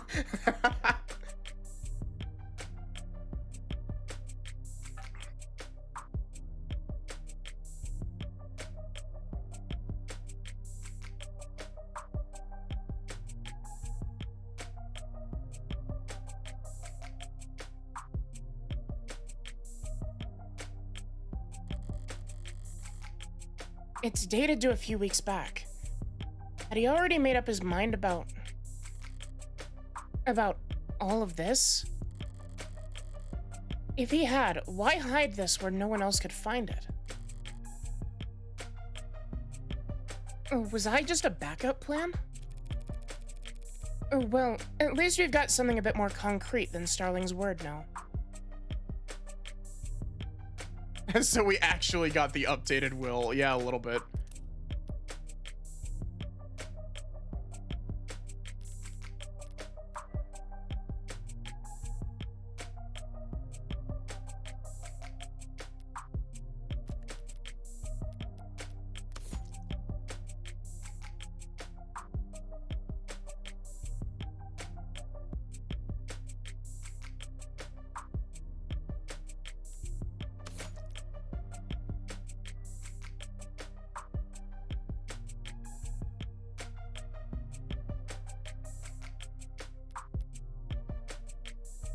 Oh my god, I just looked at the text scrolling on the side over here. Okay, that's not real text. From a distance, it looks like real text, but I just zoomed in on it super close, and it's not real text. Or at least if it is, my dyslexia is making it absolutely, like, gibberish. Oh my god, look at Sarah in the background of the pause menu.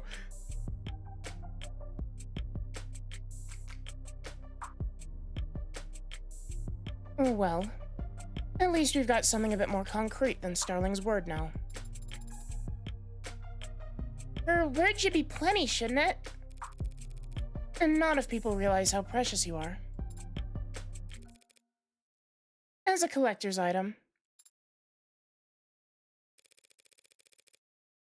We've yet to meet one person who knows what the hell you are. But Noble could have easily argued that you fall under private technology or physical holdings. Unless I had something like this.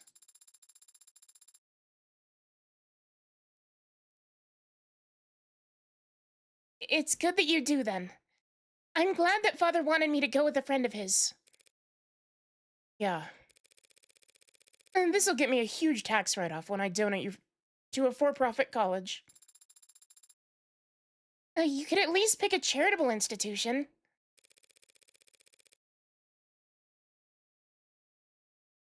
It's just an old saying. All colleges have been for-profit since the 60s. And that doesn't make me feel any better. You can cheer up in the car. Hail us a ride to the courthouse. Priority. There's an upcharge at this hour for priority transportation.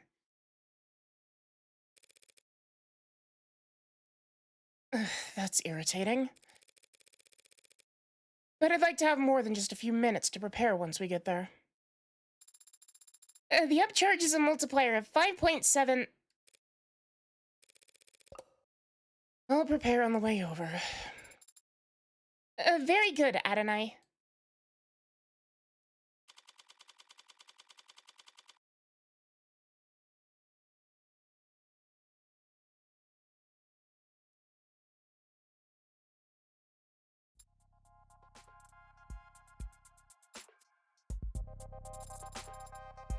Does it excite you? Going into courtrooms. What do you mean? You don't feel the tension in the air as the audience murmurs amongst themselves? You don't feel a fiery sense of justice rising in your gut as the prosecution smirks at you, or at your ragtag assembly of witnesses?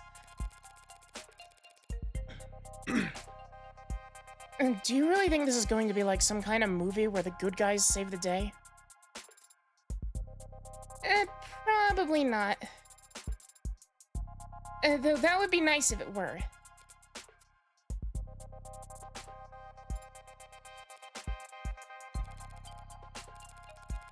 What's your deal, anyway? Did David train you off of a movie marathon from hell or something?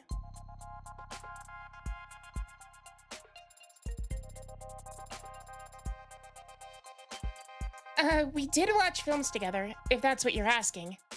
Though he was rarely the one who suggested it. So you were the aggressor. What's an android get out of watching a flick, anyway? What do I get? Why do you do it? What's your reason?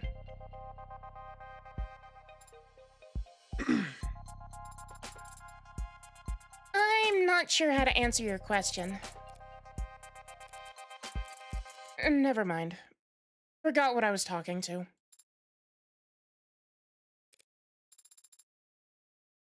I like the performances. Sure. There you go. Got a crush on Humphrey Bogart or something? He's a handsome man. Okay, who the fuck is Humphrey Bogart? Is that a real person?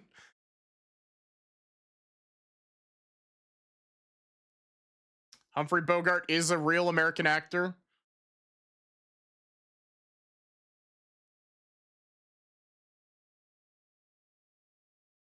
I am god awful with names, especially of actors.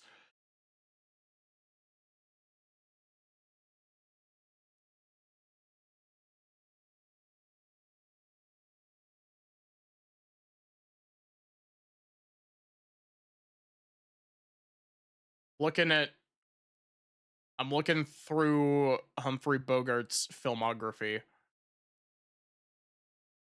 Maltese Falcon, Casablanca. Lots of stuff.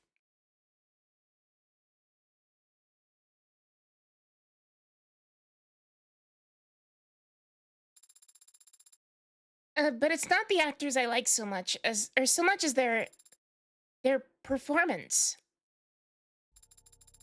The truth is, besides Father, I have very little experience when it comes to people. I hadn't noticed. I read the net and I watch people, and what they share of their lives. But it's all so subtle, so hard to follow. There's so many unspoken rules that can't be taught, only learned, and I often struggle to grasp them. You're also complex, so detailed. But the characters on screen are exaggerated, larger than life. The characters enunciate. Their body language is precise and meaningful. Their faces are bright and softly lit, and their eyes are... It's fiction. So these characters and their stories have a beginning, a middle, and an end. And the people on screen don't ask anything of you except your attention. You can't disappoint them or make them feel awkward. You can just watch and learn. But what about you, Adonai? What about me?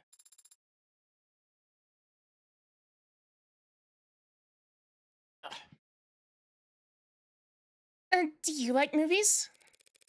Yeah, sure. Back when I was a kid.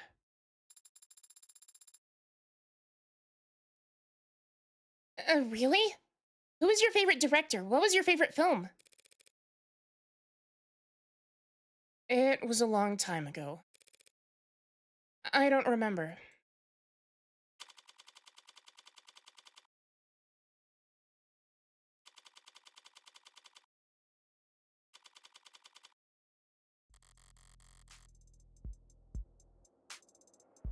Things are quieter than I expected here at the courthouse. Though I've always felt courthouse is a bit of a misnomer. A government building is probably the best way to describe these towers. Are these towers all-encompassing and impenetrably vague?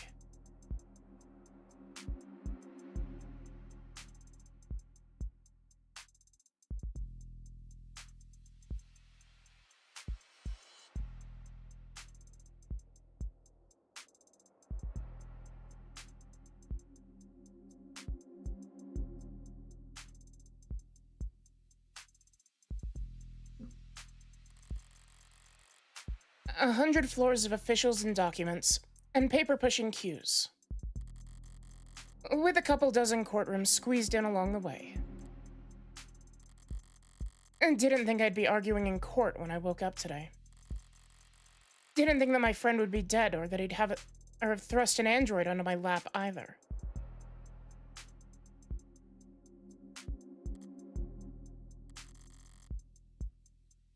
I could just walk in there and concede. Emma would be irritated, and more than a little confused. But I could play it off as an exercise in grief. The android would complain. Loudly, of course. But I wouldn't have to listen to it.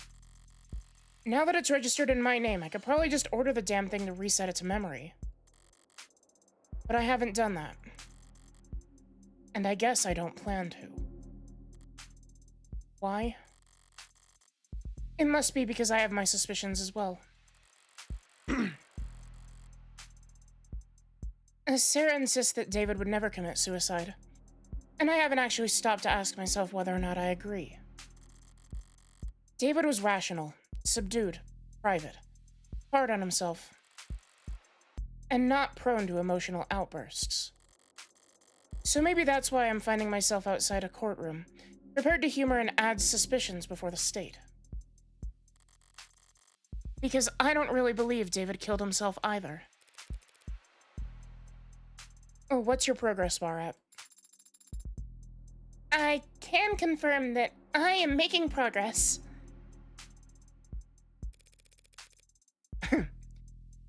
Oh, well, shit. Let's not get ahead of ourselves. But it would be difficult to summarize that progress in terms of a completion percent.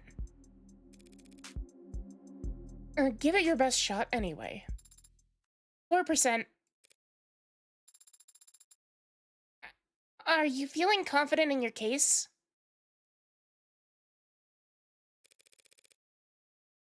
Markedly less so after hearing that. Do you think the judge will be amenable to your argument? What are you talking about? Do you know the judge we've been assigned? Are they particularly lenient or strict? Adjutants are always a coin flip, so...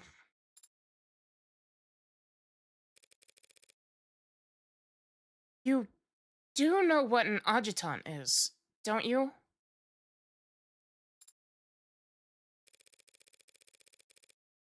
Are you expecting to see a bearded old man with a robe and gavel when we get in there?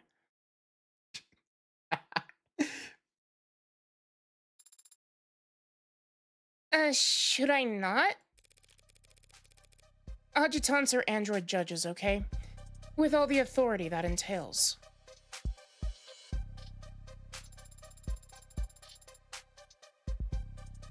I am surprised to hear that people are willing to accept rulings made by automated dependents. Rulings come from landmark cases, in the higher courts. Those are passed down by actual judges, real people with decades of study and experience.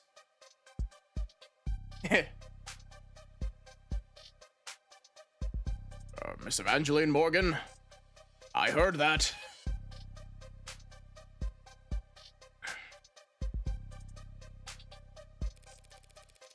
But not every eviction case or traffic ticket that ends up in court requires years of legal experience. Sometimes all you need is a referee and a sentencing algorithm. So, androids are used to reduce caseload. Been that way for decades. But how was a law that replaced judges ever enforced? Wouldn't there be injunctions, stalling? Judges did fight it for years, at every level and in every theater. But the public lost their patience for that kind of obstruction during the 60s. The state needed to shred budgets across the board. And so judges that couldn't be replaced by years of legal battles were instead ushered into early retirement by the unrelenting force of our great nation's accountants. And it's not controversial? Having machines determine sentencing for human beings. Whatever controversy there is gets aimed at the machines, not the people who put them there. And the machines can't lose sleep over it. And besides, it used to be that even the most high profile of crimes wouldn't get a court date until weeks or months later. And nowadays, most crimes are prosecuted within a single business week.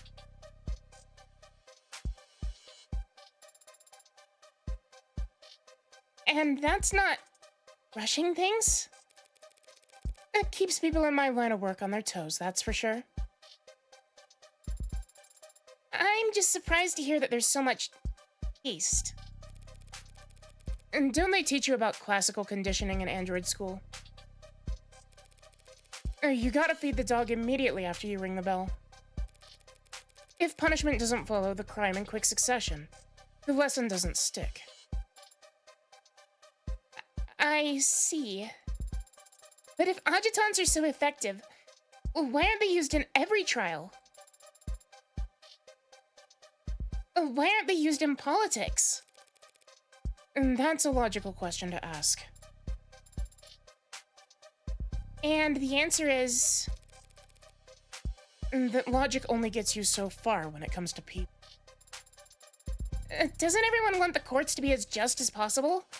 If adjutants are truly impartial and incorruptible...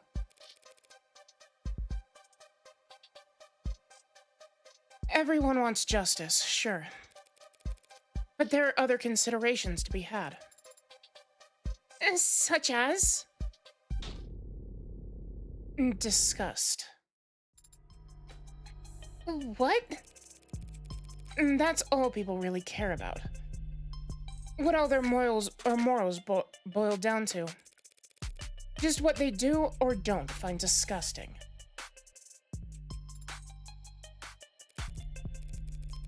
Only problem is, everything's more palatable when viewed through a screen. So when everyone sees the world through AR and cameras, and no one ever gets dirt under their fingernails, you'd be surprised what you can get away with. I don't understand. Yeah, well, therein lies the problem.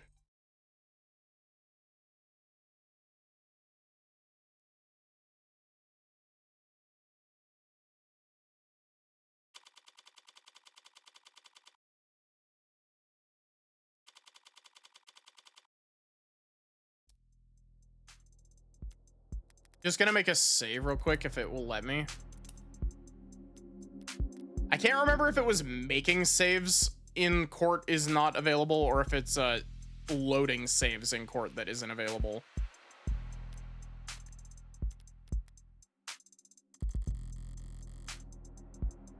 Just a preliminary hearing, huh?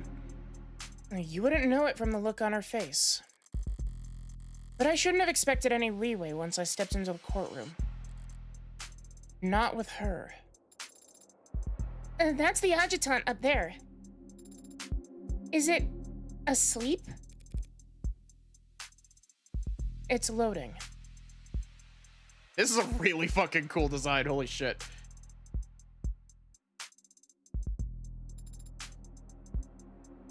It needs to load? And don't be rude.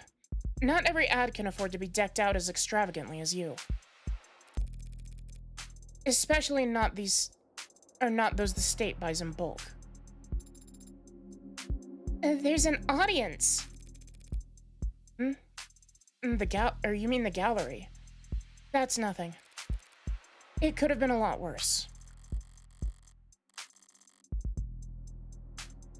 Word of any trial in the case of David Asher's death must have spread like wildfire, even a mock trial like this one. Detectives like Reyes or London would get chewed out for leaking things to the press.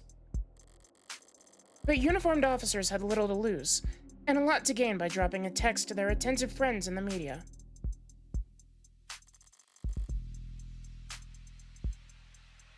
And then there's the corporate plants. Interns, usually. Preferably ones with modded eyes.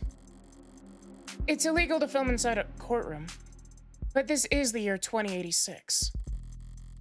Things are gonna get out one way or another. I don't like having my face on camera. I don't like attention in general. But I'm not such a coward that I'd skip David's funeral just because there'd be paparazzi outside of it. My pretty little likeness was gonna end up in the background of some tabloid photograph, one way or the other by the end of this circus.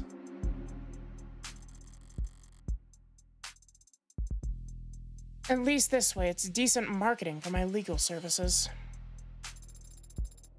What will happen once the adjutant finishes loading? How will the trial proceed? With all those films you watch, I'd figure that you could extrapolate. I'm asking so as to correct any misconceptions. Ah. I was like, damn, I need to stretch, and then I stretched and my neck cracked.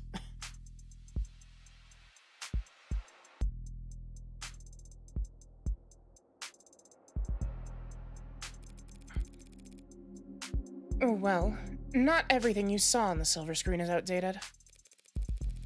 The court will come to order, and there will be a clarification of the charges. The defense enters a plea, and if it's not guilty, the prosecution begins making their case. That means calling witnesses to the stand, correct? Mostly. Sometimes they'll testify virtually from a separate location. It depends on the security concerns surrounding the particular individual in the case.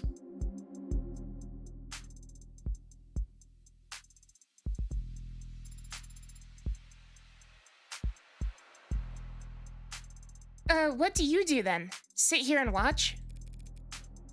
Not if I want to get paid. Yeah.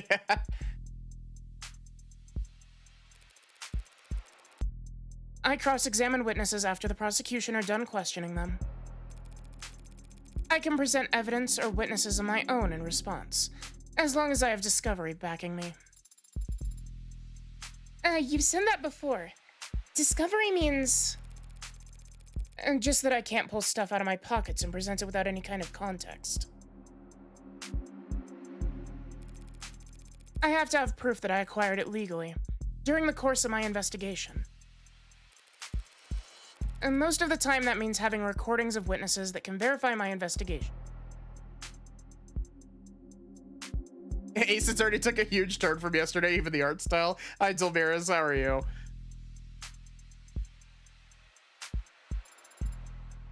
Which I can provide. You didn't think I was letting you tag along because I liked you, did you? And the jury? I don't see where they would sit. The jury hasn't sat in the actual courtroom for years now. They have their own chambers, where they watch a feed of the trial's proceedings in anonymity. And that's not an issue? Don't people want to look someone in the eye before passing judgment on them? Congratulations to Phoenix on her transition, and also Edgeworth.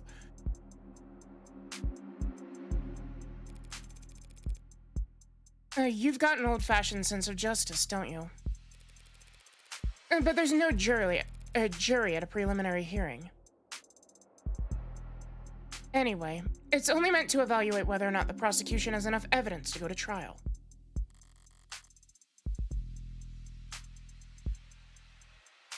A mere formality in today's day and age. With tools like optics and arcs, there's never any shortage of evidence to work with. So all you have to do today is convince the adjutant. Easier said than done. Adjutants lean heavily toward evidence over arguments. And right now, all the evidence suggests that David killed himself. If it's going to be an uphill battle, I can't afford to stumble. I need to focus on establishing an alternate interpretation of the facts, and it needs to be solid. But I don't have a suspect or even a motive for killing David. Yet. Anyway, I'll need to be sharp. Emma doesn't play nice enough for me to be anything less. I think it's waking up.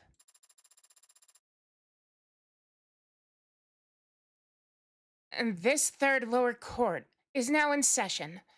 Adjutant 8084 presiding. I call to order the case of the People versus Asher. The big fucking googly eyes. Do the people wish to make an opening statement? No, Your Honor. No point in bothering when it's just the adjutant here. Very well. Do the defense wish to make an opening statement? Not at this time, Your Honor. Might as well ring the bell and get this shit show started. If neither the people nor the defense wish to make an opening statement, then it falls to me to set the stage. My model name is Adjutant. My unit designation code is AD_84. I am a machine, an automated dependent, and I serve the state by presiding over trials.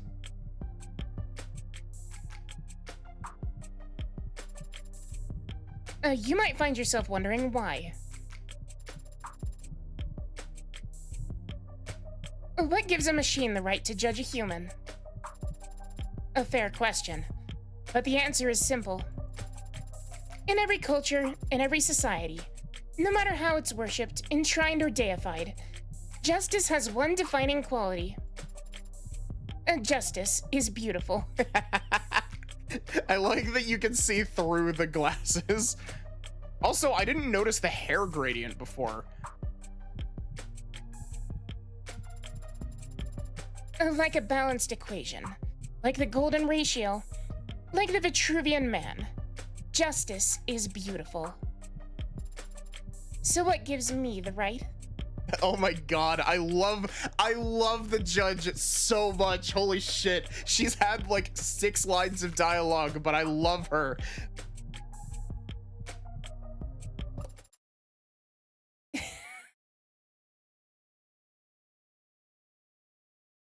This gorgeous bod.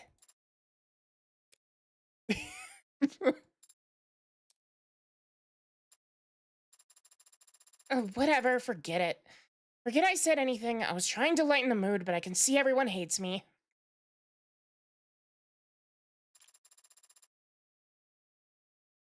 Do the trial without me. They're guilty or whatever. Your Honor. Wait, what the flip? This defendant's already dead. Why are we doing this? Is this a debug thing? Because I'll log the error if I needed to. No, Your Honor. This is a preliminary hearing to determine whether David Asher did, in fact, commit suicide, as he... I don't know how I would vocalize this.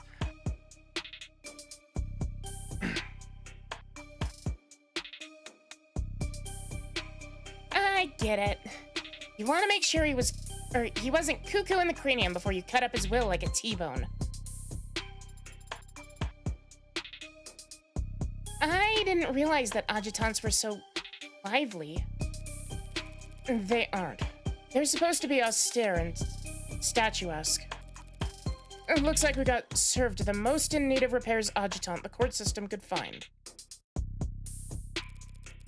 Whatever paper pusher we rushed to get this trial going must have wanted a little payback for the kindness.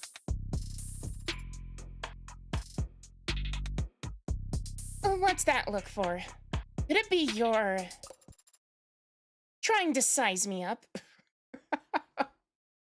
Oh my god, I love this character so much. She's been on screen for 2 minutes and she's great.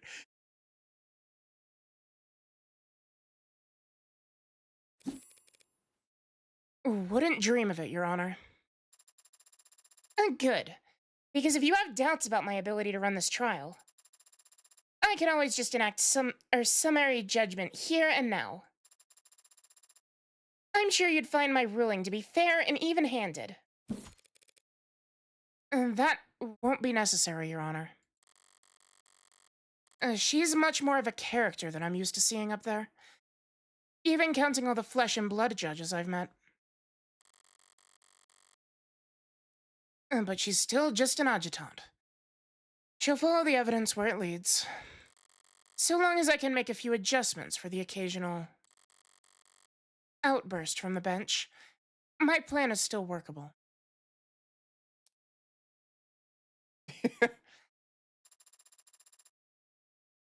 So, people, shall we get started with that first witness? Right away, Your Honor. The people called Dr. Yumi Sato to the stand.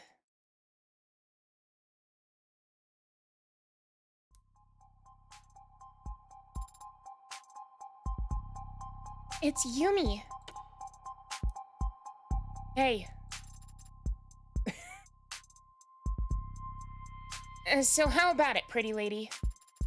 You swear to tell the whole truth and the whole and unadulterated truth to the best of your ability? I do. Good enough for me. I really hope that this is the judge in the other cases as well. She's great. I love her. Also, wait, does she have a profile? Oh my god, she does.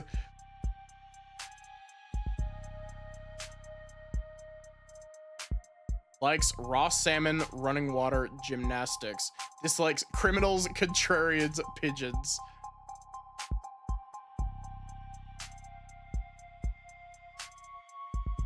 Oh my god, she actually got... Sarah actually got the 3 sizes from somebody. That is a great payoff for that one joke.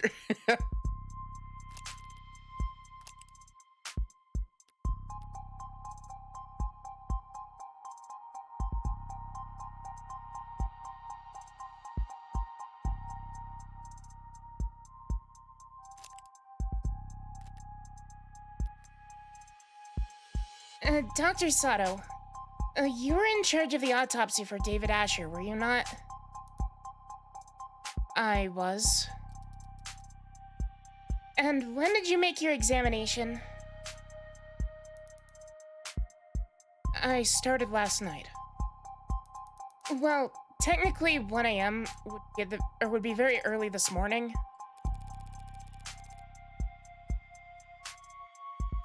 Do we get Morgan's 3 sizes now? We might after this trial. It wouldn't surprise me.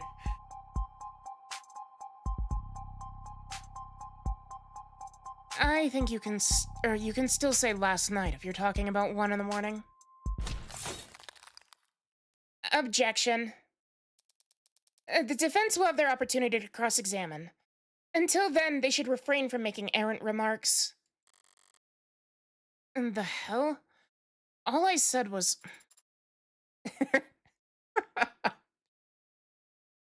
yeah, what she said. You mean sustained? Don't get cute with me, counselor. Oh my god, she dinged me. Being cute is my job. God damn. We've barely even gotten started. I wonder if it's at all possible to make it to this point with only 1 ship remaining and just fucking die to that.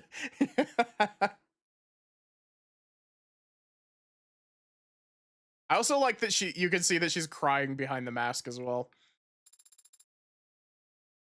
That seemed pretty bad, Adonai. Making mistakes will increase your blind.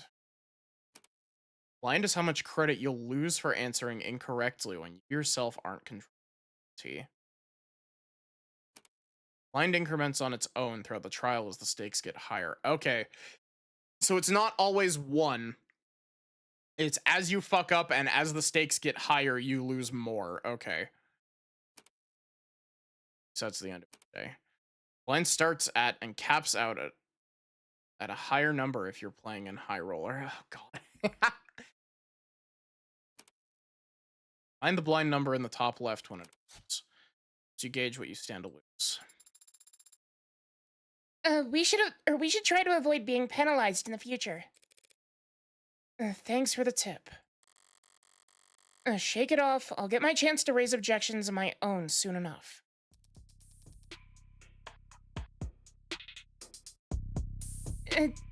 Dr. Sato, were you able to determine the cause of death? He passed away due to respiratory failure. Could you explain what that means to the court? You know, believe it or not, Ace Attorney actually kind of used a system like this for a little bit, but only in Ace Attorney 2 and 3.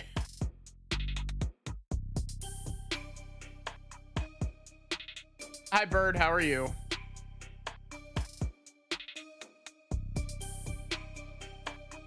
It's going pretty good.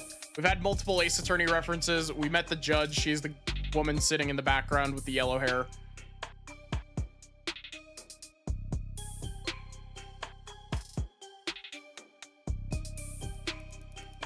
Essentially, he wasn't getting enough oxygen into his blood. It seems by the time he arrived at the hospital, he was no longer breathing. What does respiratory failure look like? What are the symptoms?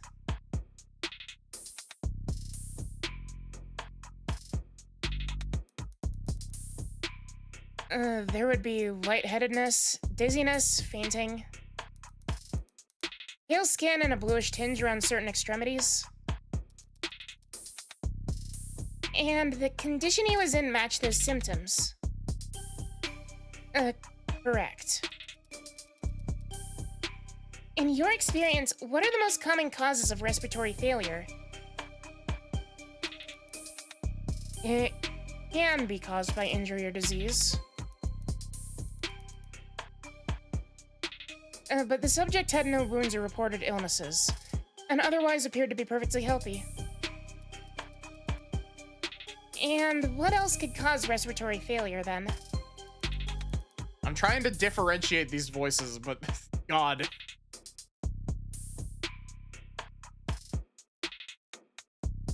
It's also commonly seen in fatal drug overdoses. Drug overdoses. Did you perform a tox screen on Dr. Asher? Yes, but his tox screen came back clean. Whatever killed him wasn't something we've encountered before.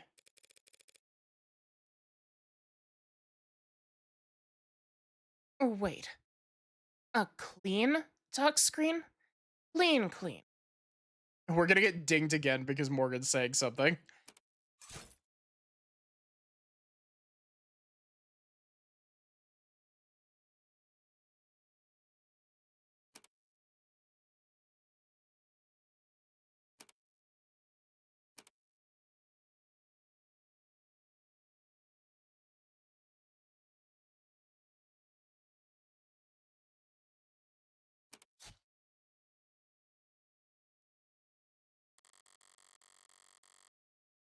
Can't let this chance slip by. I need to catch her mistake the second it comes out of her mouth.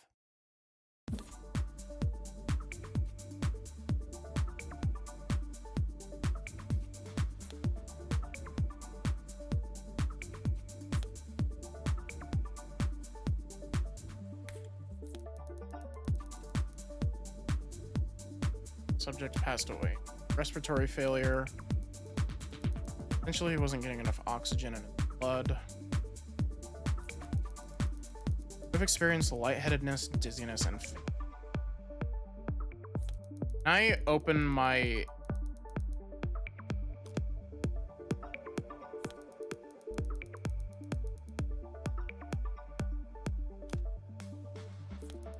So it's definitely that, because it shouldn't have come back entirely clean.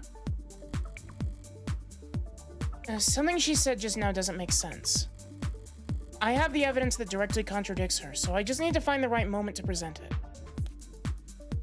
Okay, so subject passed away due to respiratory failure. Wasn't getting enough oxygen. Would have experienced lightheadedness, dizziness. Oh.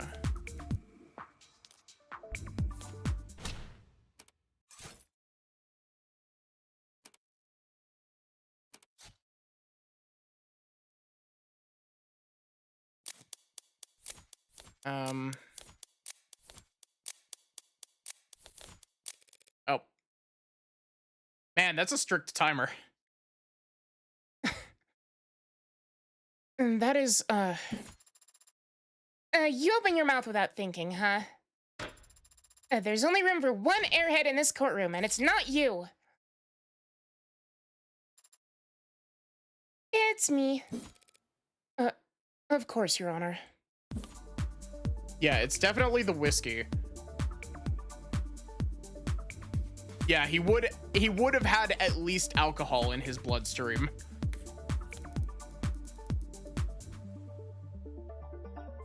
Okay, so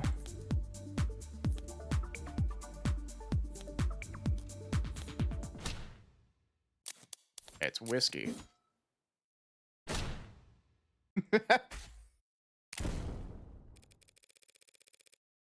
It's impossible for David Asher's tox screen to be clean, and we all know it. Since he was on camera drinking alcohol the night that he died.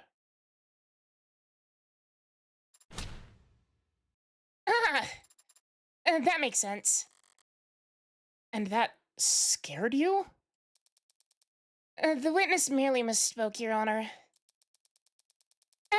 As it plainly states on the tox report itself, Dr. Asher did have alcohol in his blood. But not such a concentration as to be lethal. Yeah, my bad. When I said the tox screen was clean, I just meant... I didn't tell the attending physicians anything they didn't already know. Overall, a little more nitpicky than I like to be. But at least I was able to balance the momentum. More or less. Shall we continue, Dr. Sato? If the tox screens were negative for pharmaceuticals and drugs, what caused Dr. Asher's respiratory failure?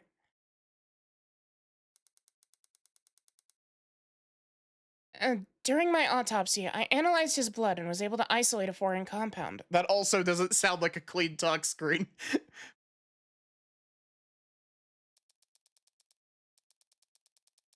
So there was a lethal dose of drug inside of his body. It just happened to be a drug that the hospital had never encountered before. That's correct. I think we're all going to get tired pretty fast if we don't at least pick a placeholder name for this substance, Your Honor. The people don't object, Your Honor.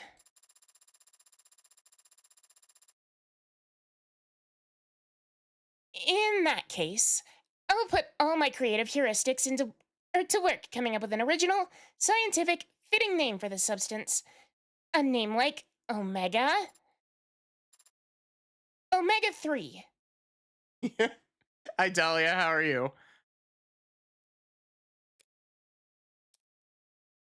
She looks so fucking tired. That name is already taken. Fine, call it Delta or whatever. Delta. Used in science to denote an unknown variable. Not bad.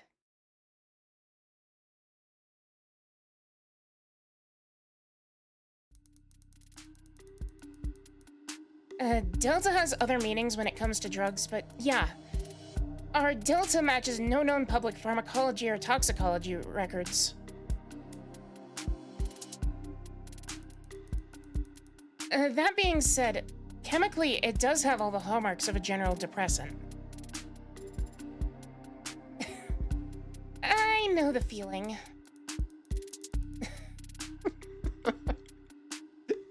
Oh my god, I cannot overstate how much I fucking love the judge.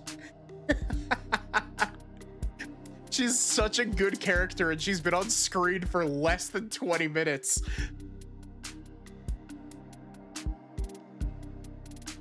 So it stands to reason that it would exhibit a similar effect on the body when ingested. You say ingested. Why? I eliminated all other possibilities during my examination of the body. He must have swallowed it, and judging from his stomach contents, it must have been a liquid. Thank you, Dr. Sato. Shall I summarize things for the court? Yes, please. I wasn't listening that closely.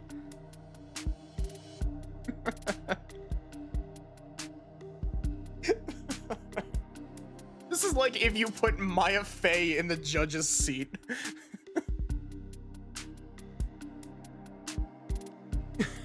The judge has the vibe of Foxy from Professor Layton versus Phoenix Wright. Yeah. Oh my god. Every line that comes out of her mouth is hilarious.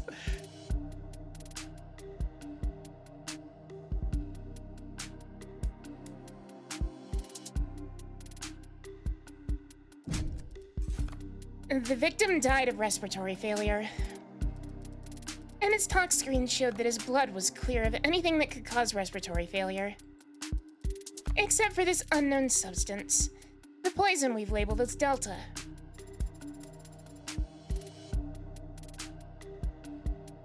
Oh well, that sounds like a textbook suicide, so should we wrap it up here?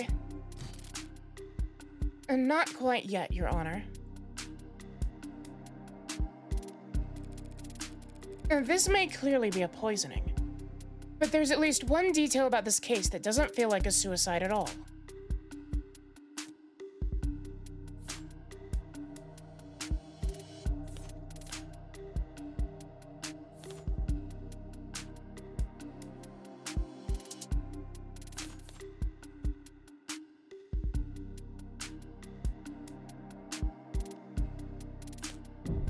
I think it's Young's testimony.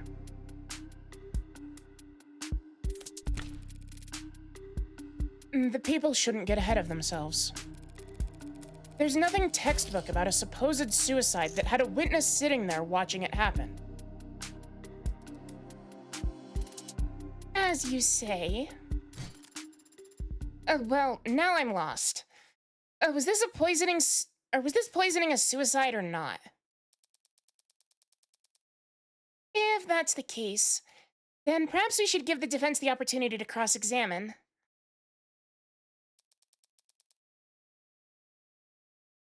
Unless they're going to insist on testifying themselves. How kind of you to offer. Ball's in my court now. So how do I continue? Or how do I counter? Emma's argument basically goes as follows.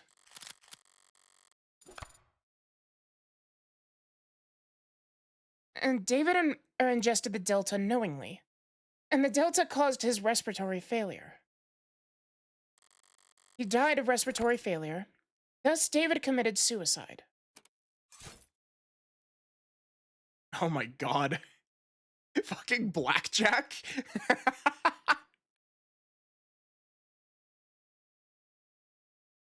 I made a joke about this last night. I had no clue this was here, but I also somehow accidentally made a joke about this last night. Choose only the questions that are logical and relevant, and only press if you think a line of questioning is worth considering. Or else you'll go bust and lose credit. Let's press to see what the follow-up question would be. Only win blackjack when you reach exactly 21. Don't press further if you're already there. Don't ask the wrong questions. Lovely. With my cross-examination, I need to put a microscope over the weakest part of that argument. My hope is that some cracks will appear under pressure.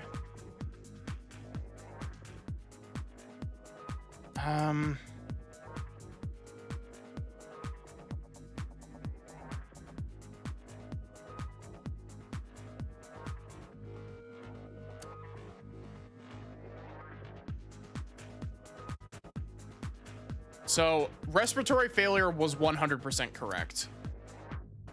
Are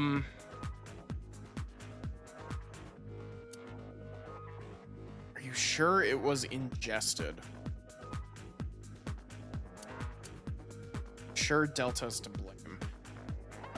So, I could ask if Delta's to blame, because if Delta, like, we don't 100% know that this is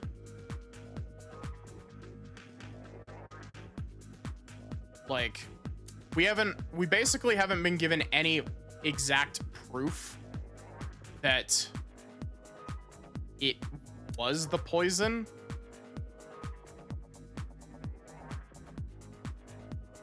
Because we've been given decent explanation as to why it had to be ingested. Wait, no, because ingested means like swallowed. We had inhaled as an option in our conversation earlier.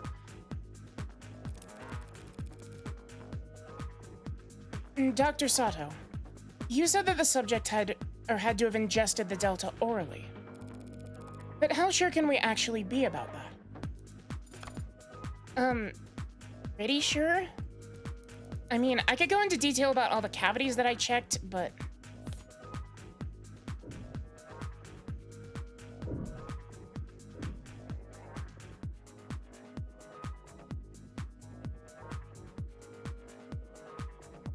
See, I don't like this line of questioning being, was it knowingly ingested?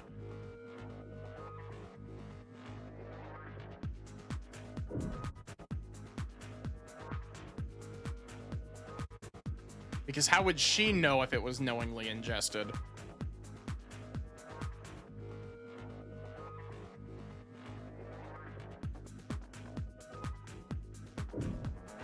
I think I should probably stay and then check one of the other statements. Knowingly is an important thing. Yeah. But knowingly, like, I don't know how she would know, like, how would she have that information sort of deal, you know?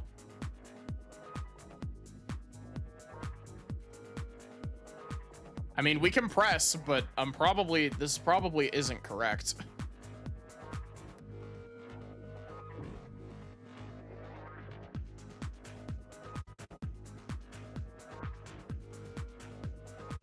I lose 5 chips if I fuck up and hit over 21.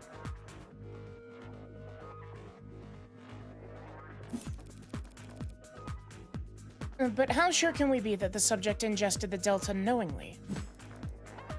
Well, we can't be sure of that. Certainly not just from an autopsy. You said it must have been a liquid, yes? Would it have been a large amount? Depends on the concentration of the delivery solution. It could have just been a drop. The kind of thing that could easily go unnoticed, yes? Calls for speculation, Your Honor.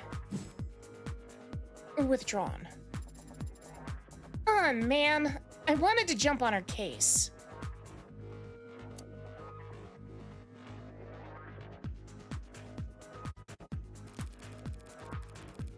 Dr. Sato, you were only able to even identify the presence of this Delta after hours of work. Can you really be sure that this never-before-seen chemical can cause respiratory failure? Well, I have had time to run simulations, and they do give every indication that it would act as a depressant.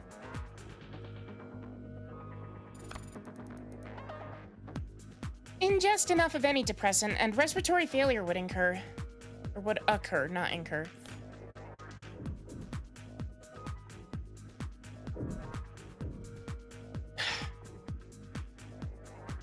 We're definitely going over. Only simulations. Hi, Zoe. You ran simulations. So you haven't tested Delta on an actual person? No, I haven't. Oh, cool. We got to 21. Chat, did you know that Zoe is cute and wonderful and amazing? And you should go follow her?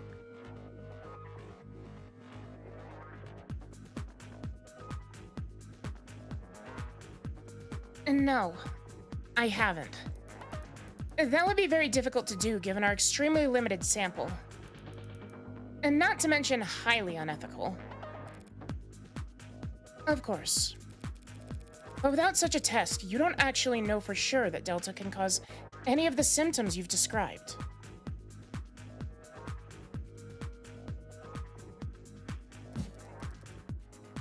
Was there a question in that statement, Counselor? You don't actually know for sure, do you? No, not yet anyway. It seems like that's... Blackjack.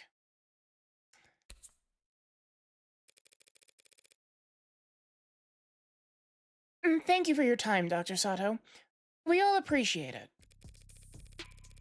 But it does seem like we're still in the dark about many details regarding Dr. Asher's death. Wouldn't you say? Well, poisoning via the compound we're calling Delta is still the most likely explanation.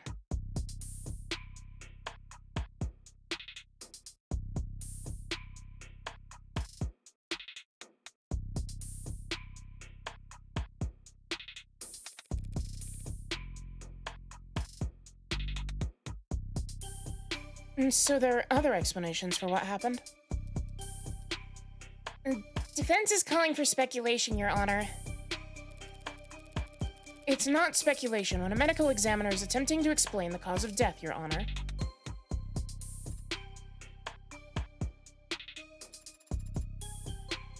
The witness will answer the question. Well, respiratory failure can be caused by illnesses. If he had undiagnosed pneumonia or some other disease, and his respiratory system was weakened...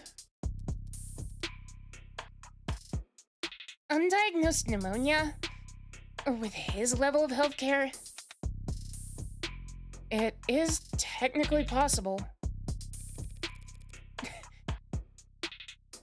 I'll take it. I have no more questions for this witness. Ugh, that felt weak. But I can't be picky when I'm stalling for time. Seeding doubt wherever I can, however I can, is just about all I can manage.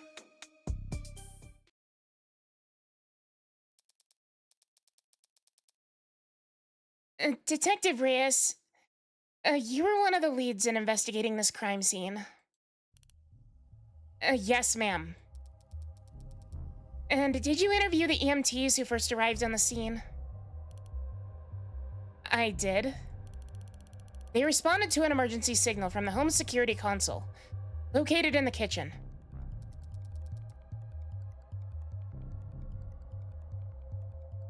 What did they find when they arrived on the scene? The victim was unconscious on the floor of his parlor. He was receiving CPR from a witness, the individual who had called them.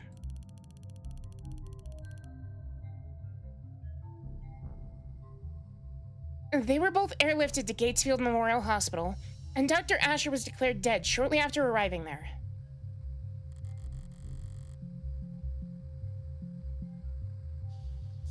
She's actually handling herself pretty well up on the stand.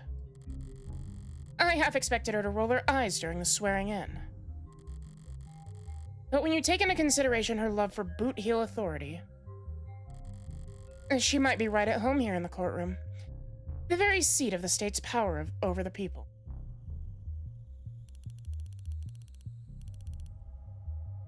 The witness met with the deceased about half an hour before he fell ill, from 7:30 to 8 p.m. The two of them talked for some time and shared a drink. Shortly after, Dr. Asher became distracted, lightheaded, and eventually non-responsive.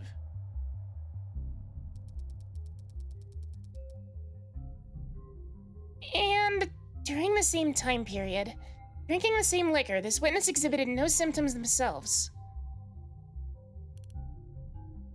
None. Though a collaborative effort with Noble Electronic Security Division, or Through, not though. we searched the entire building. But we found nothing unusual in any of the food or drink on the premises. Including the bottle that the witness and the deceased drank from. So, what was your ultimate conclusion after investigating the scene?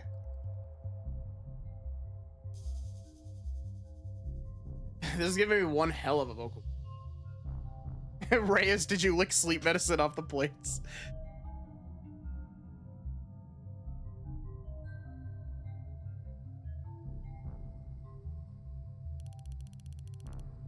The whiskey bottle was clean, but the witness's drink was clean. Only person who got sick was Dr. Asher, drinking from a cup that he had prepared. So it was our determination that David Asher committed suicide by poisoning himself.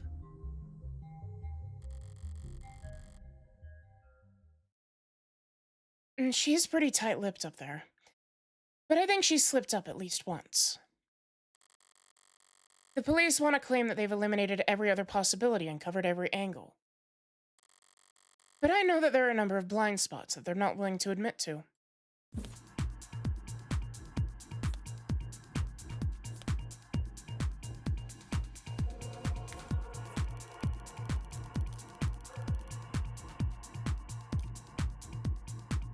Okay. The one who prepared their drinks. There's no opportunity for the witnesses to ever slip him something. Drank from a cup that he himself poisoned. Seems pretty cut and dry if you ask me. Just to be sure, we scan the kitchen, the lab, and the basement. No poison anywhere else.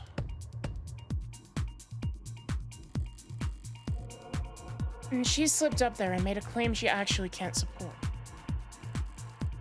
All I need to do is point it out, and I'll get to watch her self-destruct, which should be fun. What are my...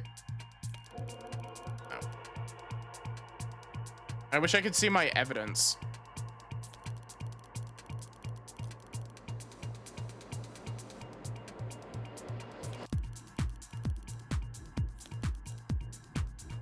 Cut and dry.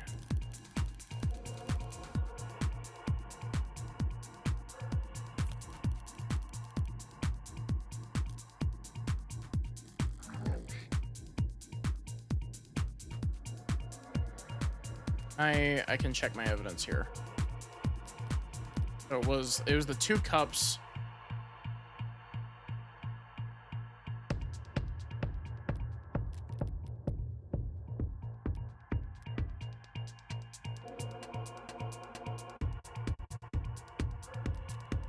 What was the other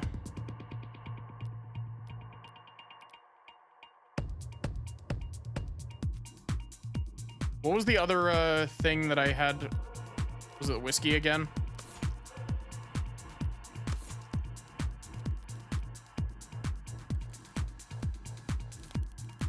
It doesn't retell me what my evidence is.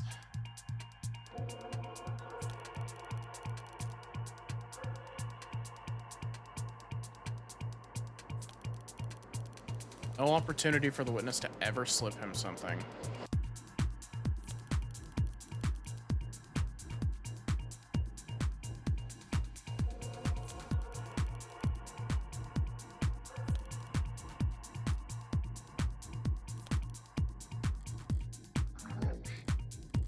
Okay, so...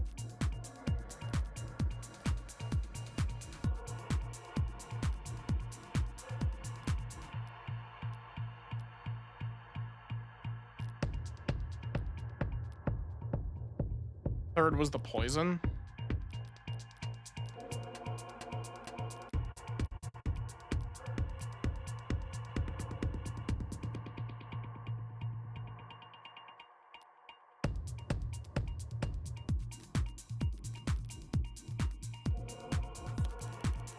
So,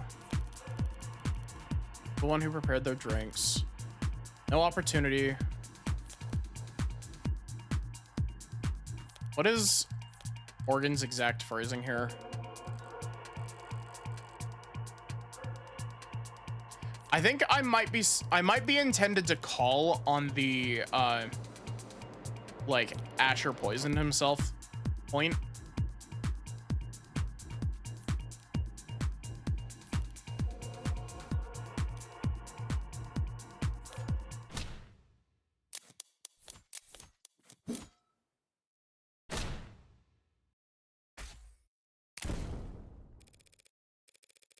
You can't make that claim. Not when the evidence record clearly shows the tests of Dr. Asher's cups were inconclusive. The police can't claim he drank from a poisoned cup without first proving that his cup was in fact poisoned. You're talking a lot of sense, lady.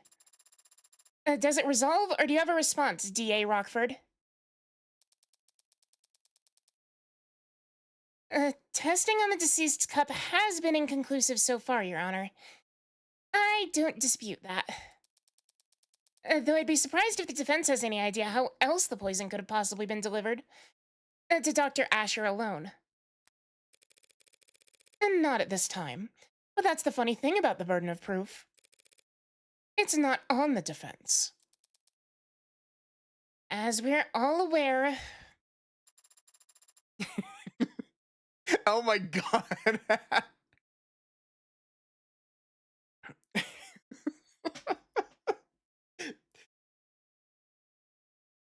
She's playing her. I was gonna say she's playing her.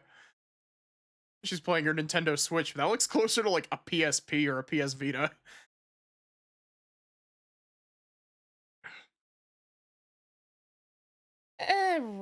Right. We all knew that. I definitely knew that. No. If the people are done bemoaning that pesky innocent until proven guilty issue, perhaps I could begin my cross-examination. She's playing Pokopia. Fire away, baby. Fire away. Yeah.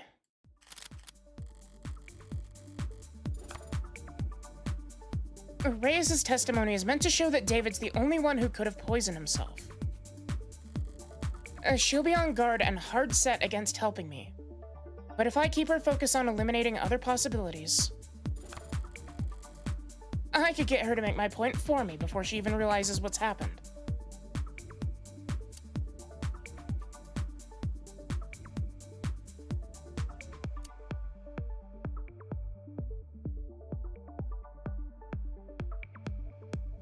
Oh my god, blind -7. Oof.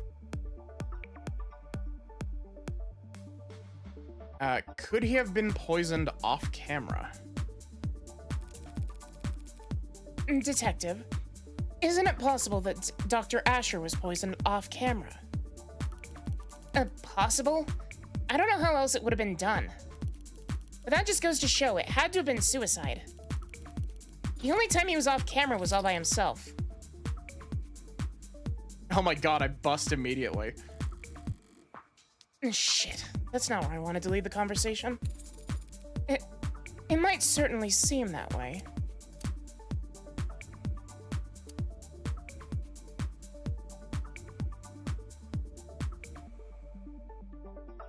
We're at -8 blind. Oh my god. I might need to turn off high roller mode.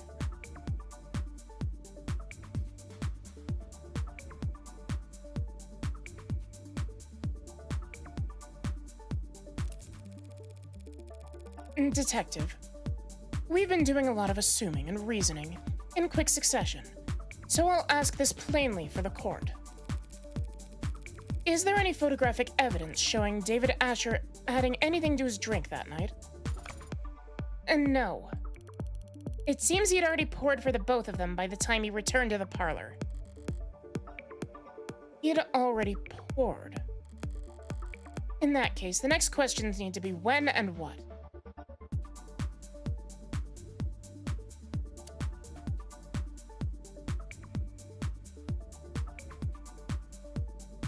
Oh my god, is the fucking salt the poison?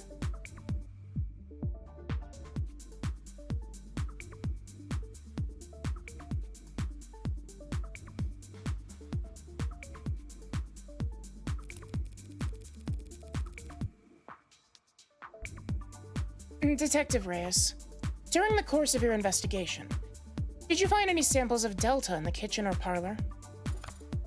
No. That was a fast answer. Well, it was a pretty easy question. If we had found poison at the scene of the crime, that'd be pretty important, don't you think?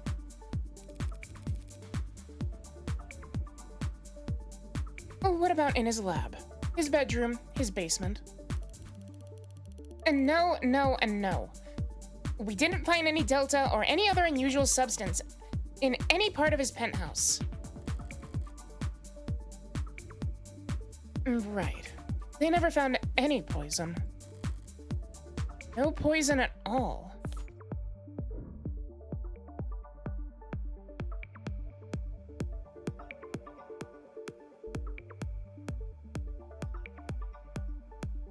What about a poison container?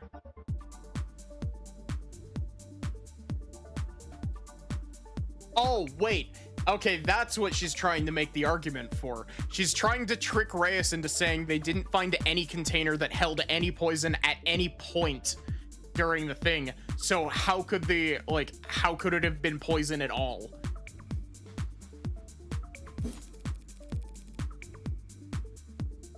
At any point in the investigation, was poison found in the body of on the body of the deceased?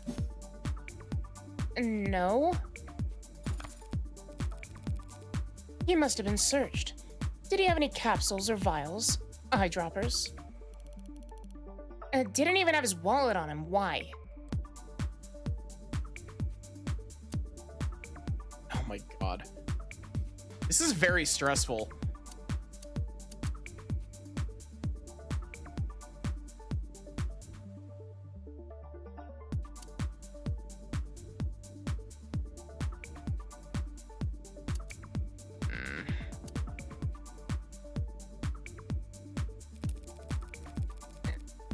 The only people you saw on cameras that night were Dr. Asher and this witness, correct? Yeah. There is no footage in the house of anyone else. Are there any parts of the house that aren't recorded by camera? Sure. There we go. There are a number of rooms in the home's interior that don't have cameras in them. So it's possible that there were other people there that night, because the cameras weren't watching every room. And no, that's not possible. The only way up to the penthouse is through the building's elevator or the fire escape stairs, both of which are on camera.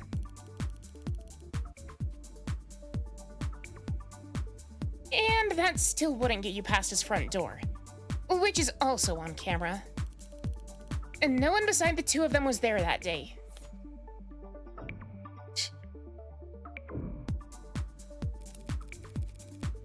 Thank you for enlightening the court about this point, Detective. What point? Well, I think it's strange, don't you, Detective? I mean, how could he have possibly poisoned himself? Without first procuring some poison.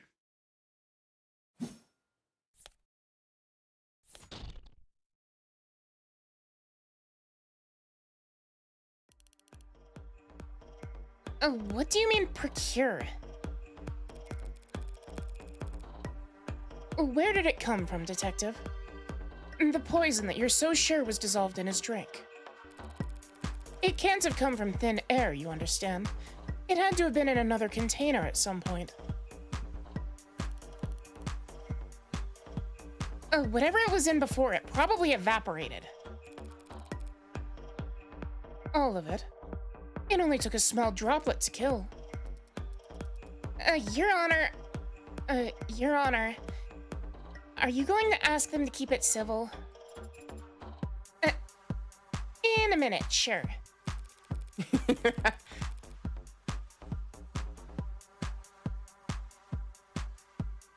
There wasn't any pill bottle in his bathroom, or a syringe in his pocket containing this apparently deadly substance.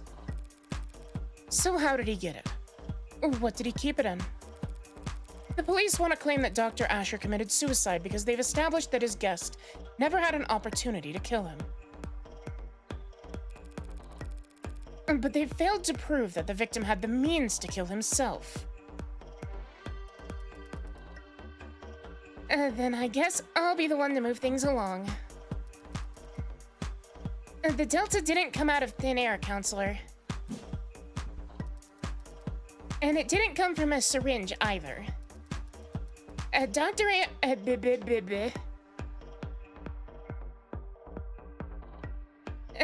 Asher was able to drip the poison right into his cup. Straight from the source. You're blaming the 3D printer.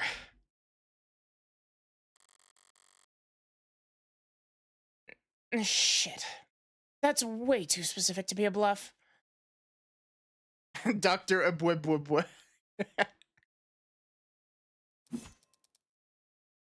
Allow me to submit into evidence Exhibit G. A piece of machinery found in Dr. Asher's laboratory. Oh wait, these are words. These are just backwards words.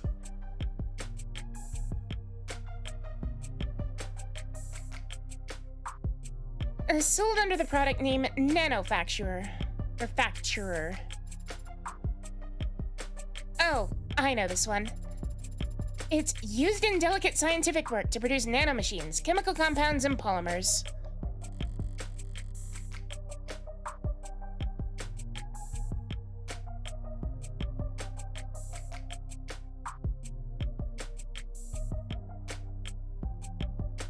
That's the same machine I saw when Dawes gave me a tour of the production floor. Very good, Your Honor.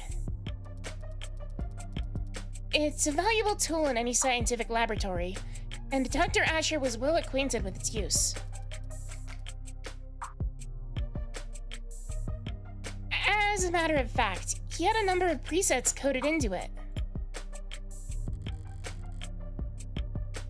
Even the android can see where this is going.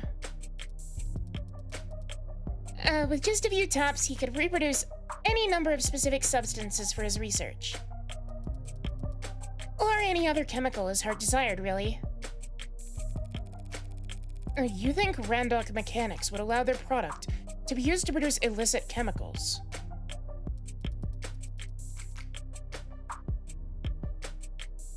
Using the nanofacturer to make unlicensed drugs does go against their terms and conditions.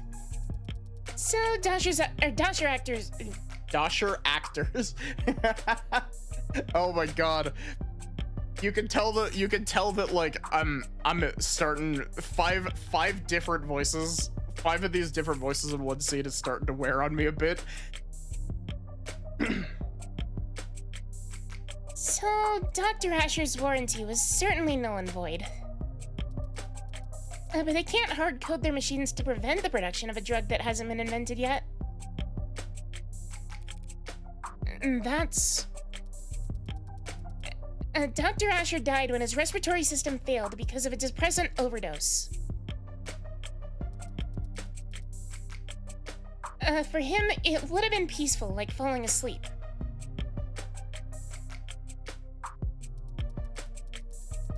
You see, he didn't need to commission a synthetic drug from some street vendor, or order an exotic poison from overseas. He could produce Delta at any time, in the comfort of his own home.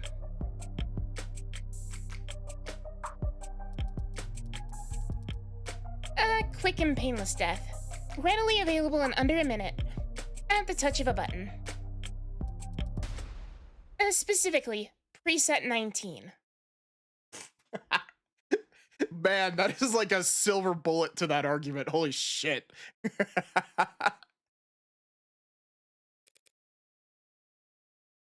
Damn.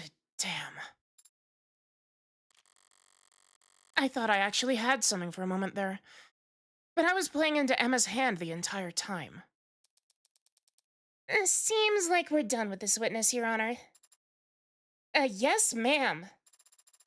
But before we move on, perhaps we should take a moment and put together a timeline of events as we know them. Not for me, of course, just in case someone else might need it. Simple enough. We know that Dr. Asher left the parlor and went down the basement at 7:36 p.m.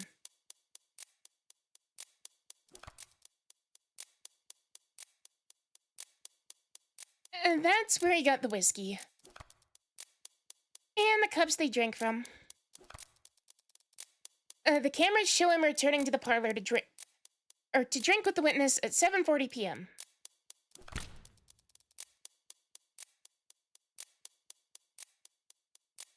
And, of course, we know that he fell ill and passed away shortly thereafter. Any objections so far, Counselor?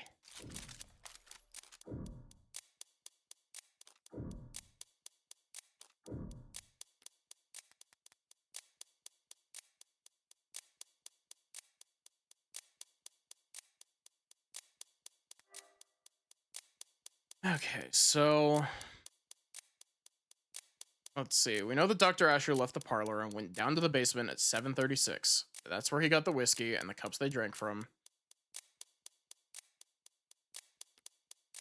You left out the part about where he actually poisoned his drink.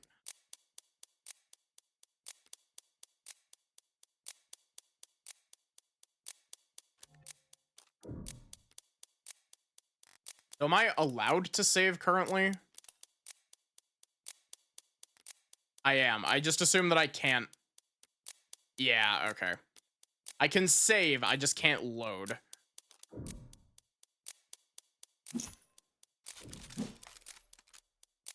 It seems to me like you might have gotten ahead of yourself. Really? How so?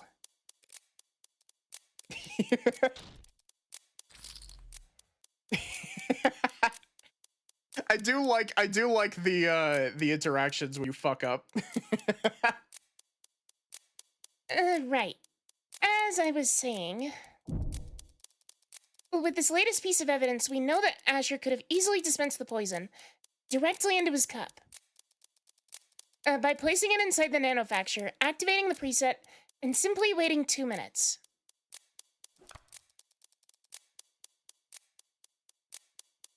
Easily accomplished during the 4 minutes spent off camera, from 7:36 to 7:40. Lego money scattering noises. Little bit. Oh, wouldn't you say? Ooh, a complete timeline of events. He had the means, he had the only opportunity. Seems like we're about ready to wrap up here, no?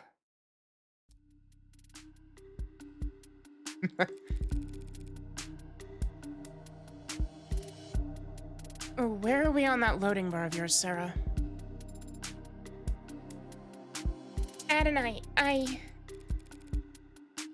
had a feeling you'd say that.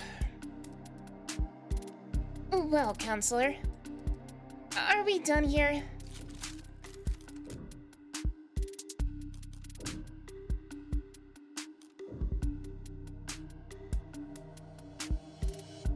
We've got to be missing something. I just don't know what.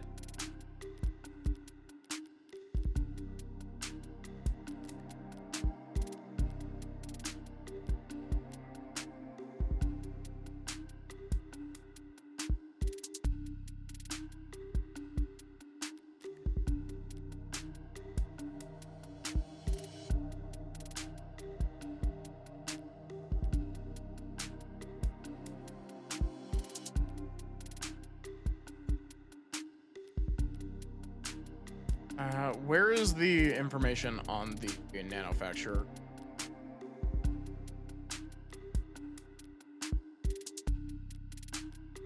Am I being blind? Oh, it's right here.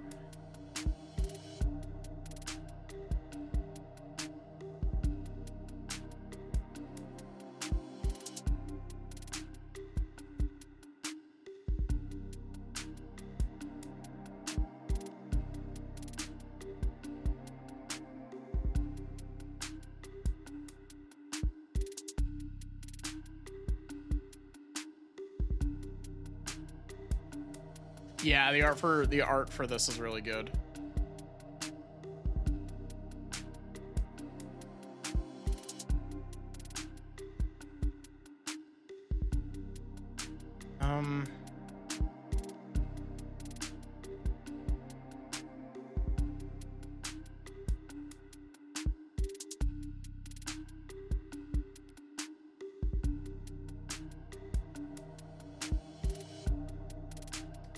See, the thing that is like catching my eye a little bit is the fact that it says vacuum sealed, which would mean that he wouldn't just be able to put his cup into the thing.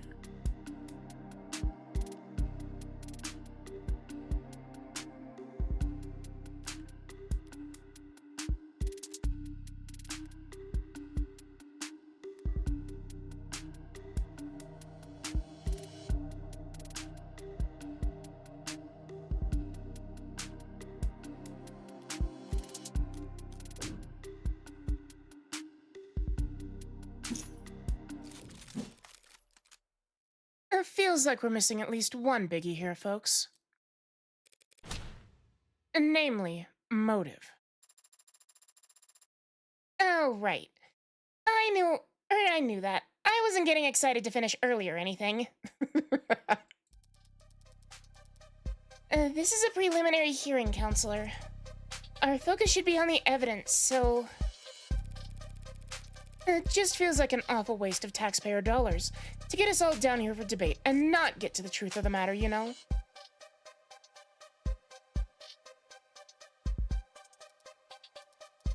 So... I was hoping we wouldn't have to go through this next part. What are you talking about? Your Honor, if it pleases the court... Ooh, new evidence. Gimme. This is a recording of a phone conversation dated at 6:30 p.m. last night. Between the deceased and a man he was in a relationship with.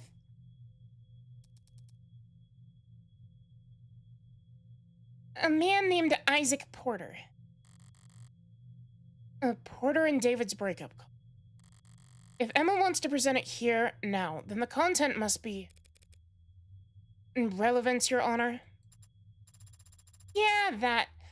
What bearing does this recording have on the case at hand?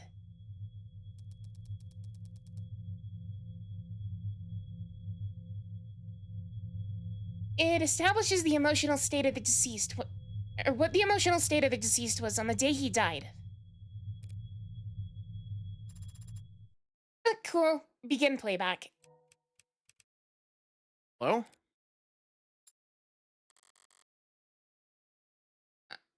Always so soft-spoken.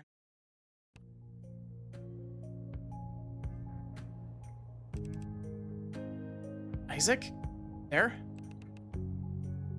Yeah, I'm here.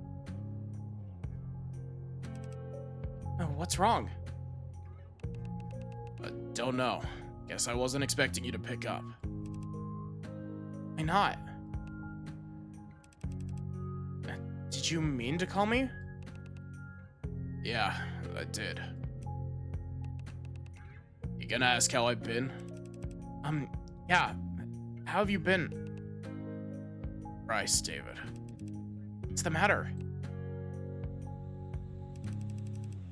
Whatever it is, whatever I did, I'm sorry. Whatever you did? Oh, that's alright, man. I'm sure you are sorry. I just don't want any more apologies from you. Sorry. Hey. I don't think I want anything from you anymore. What do you mean? I shouldn't have done this. This was unnecessary. My bad, man. I'm not taking the hints. It's always better left unsaid, right? More efficient that way, so you can keep working.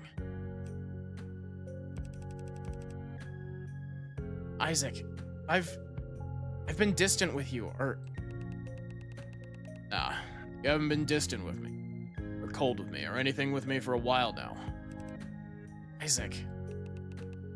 Just forget it, man. Forget I called. Forget it all, yeah?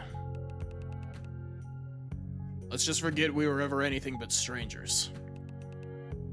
That's all we are now, anyway. Isaac, recently I've been distracted, I know.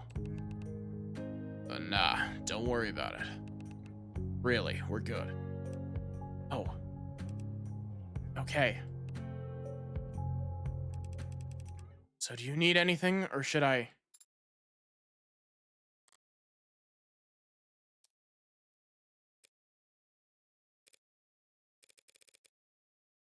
Where did you even get this?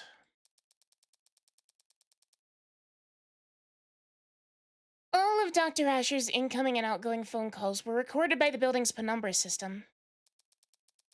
And the recording continued for several seconds after each call was ended, for quality assurance.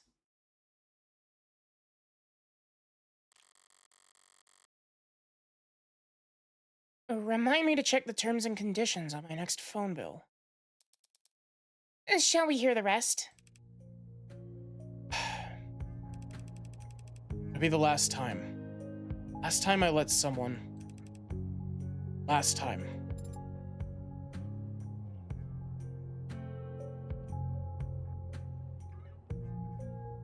Father...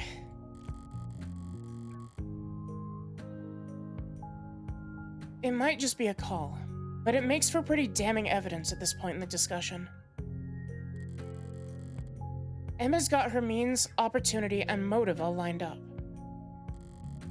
So why is she looking at me like... that was depressing.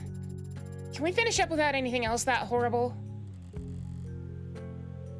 Emma's never been apologetic in victory. So does that mean that, or this is just... me? Less than 2 hours before Dr. Asher died, Isaac Porter ended their relationship over the phone. The court can make a reasonable assumption about what kind of mental state Dr. Asher was in last night.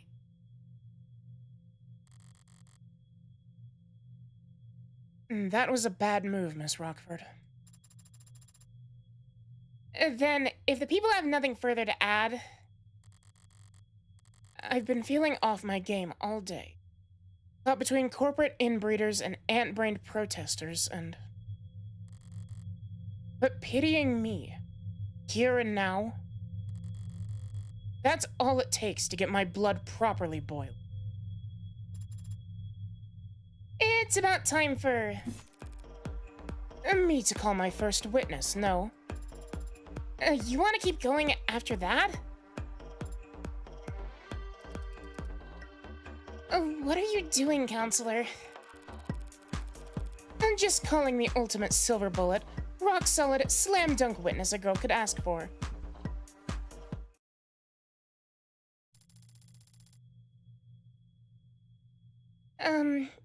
Is here good? Does it matter where I put my hands? Miss Starling, thank you for coming here today. Of course. Whatever I can do. Honestly, like...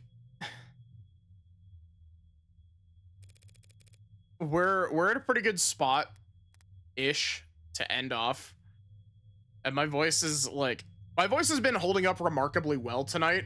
My voice is starting to fall apart a little bit. What is your relation to the deceased? I was his executive assistant at Noble Electronics. I would arrange his meetings, coordinate communications between him and other departments. That sort of thing. Ultimate silver bullet. Starling's the only play I have right now. The only stalling tool I have left. For now, I should just focus on getting as much information from her as possible. Whether or not it's useful, it'll at least buy me some more time. While Jess was being sworn in, Sarah mentioned that the hard drive's about 60% decrypted. Considering the rate Sarah's gone at so far, there's maybe another hour left. I might be able to stall that long. If I talk real slow.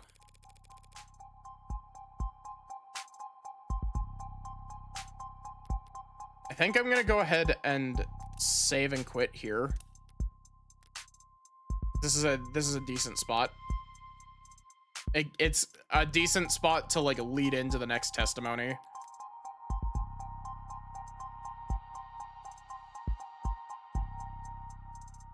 But yeah, thank you all so much for watching. I hope that you enjoyed.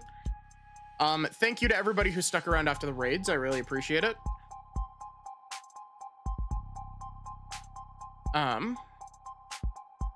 Here is your raid message.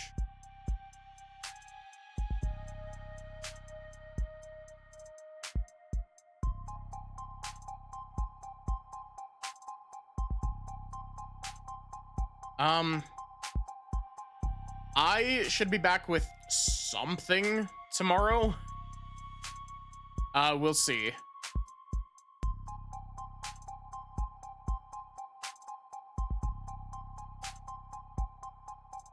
We'll see whether or not it's of the devil or if it's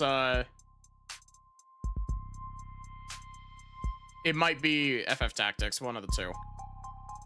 Or who knows, maybe it'll be Pokemon. Maybe Pokemon will come back with a steel chair. Sin is playing a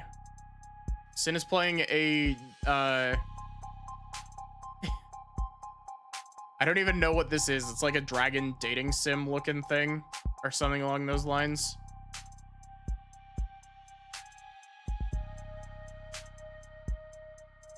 I think she was playing this last night as well, actually.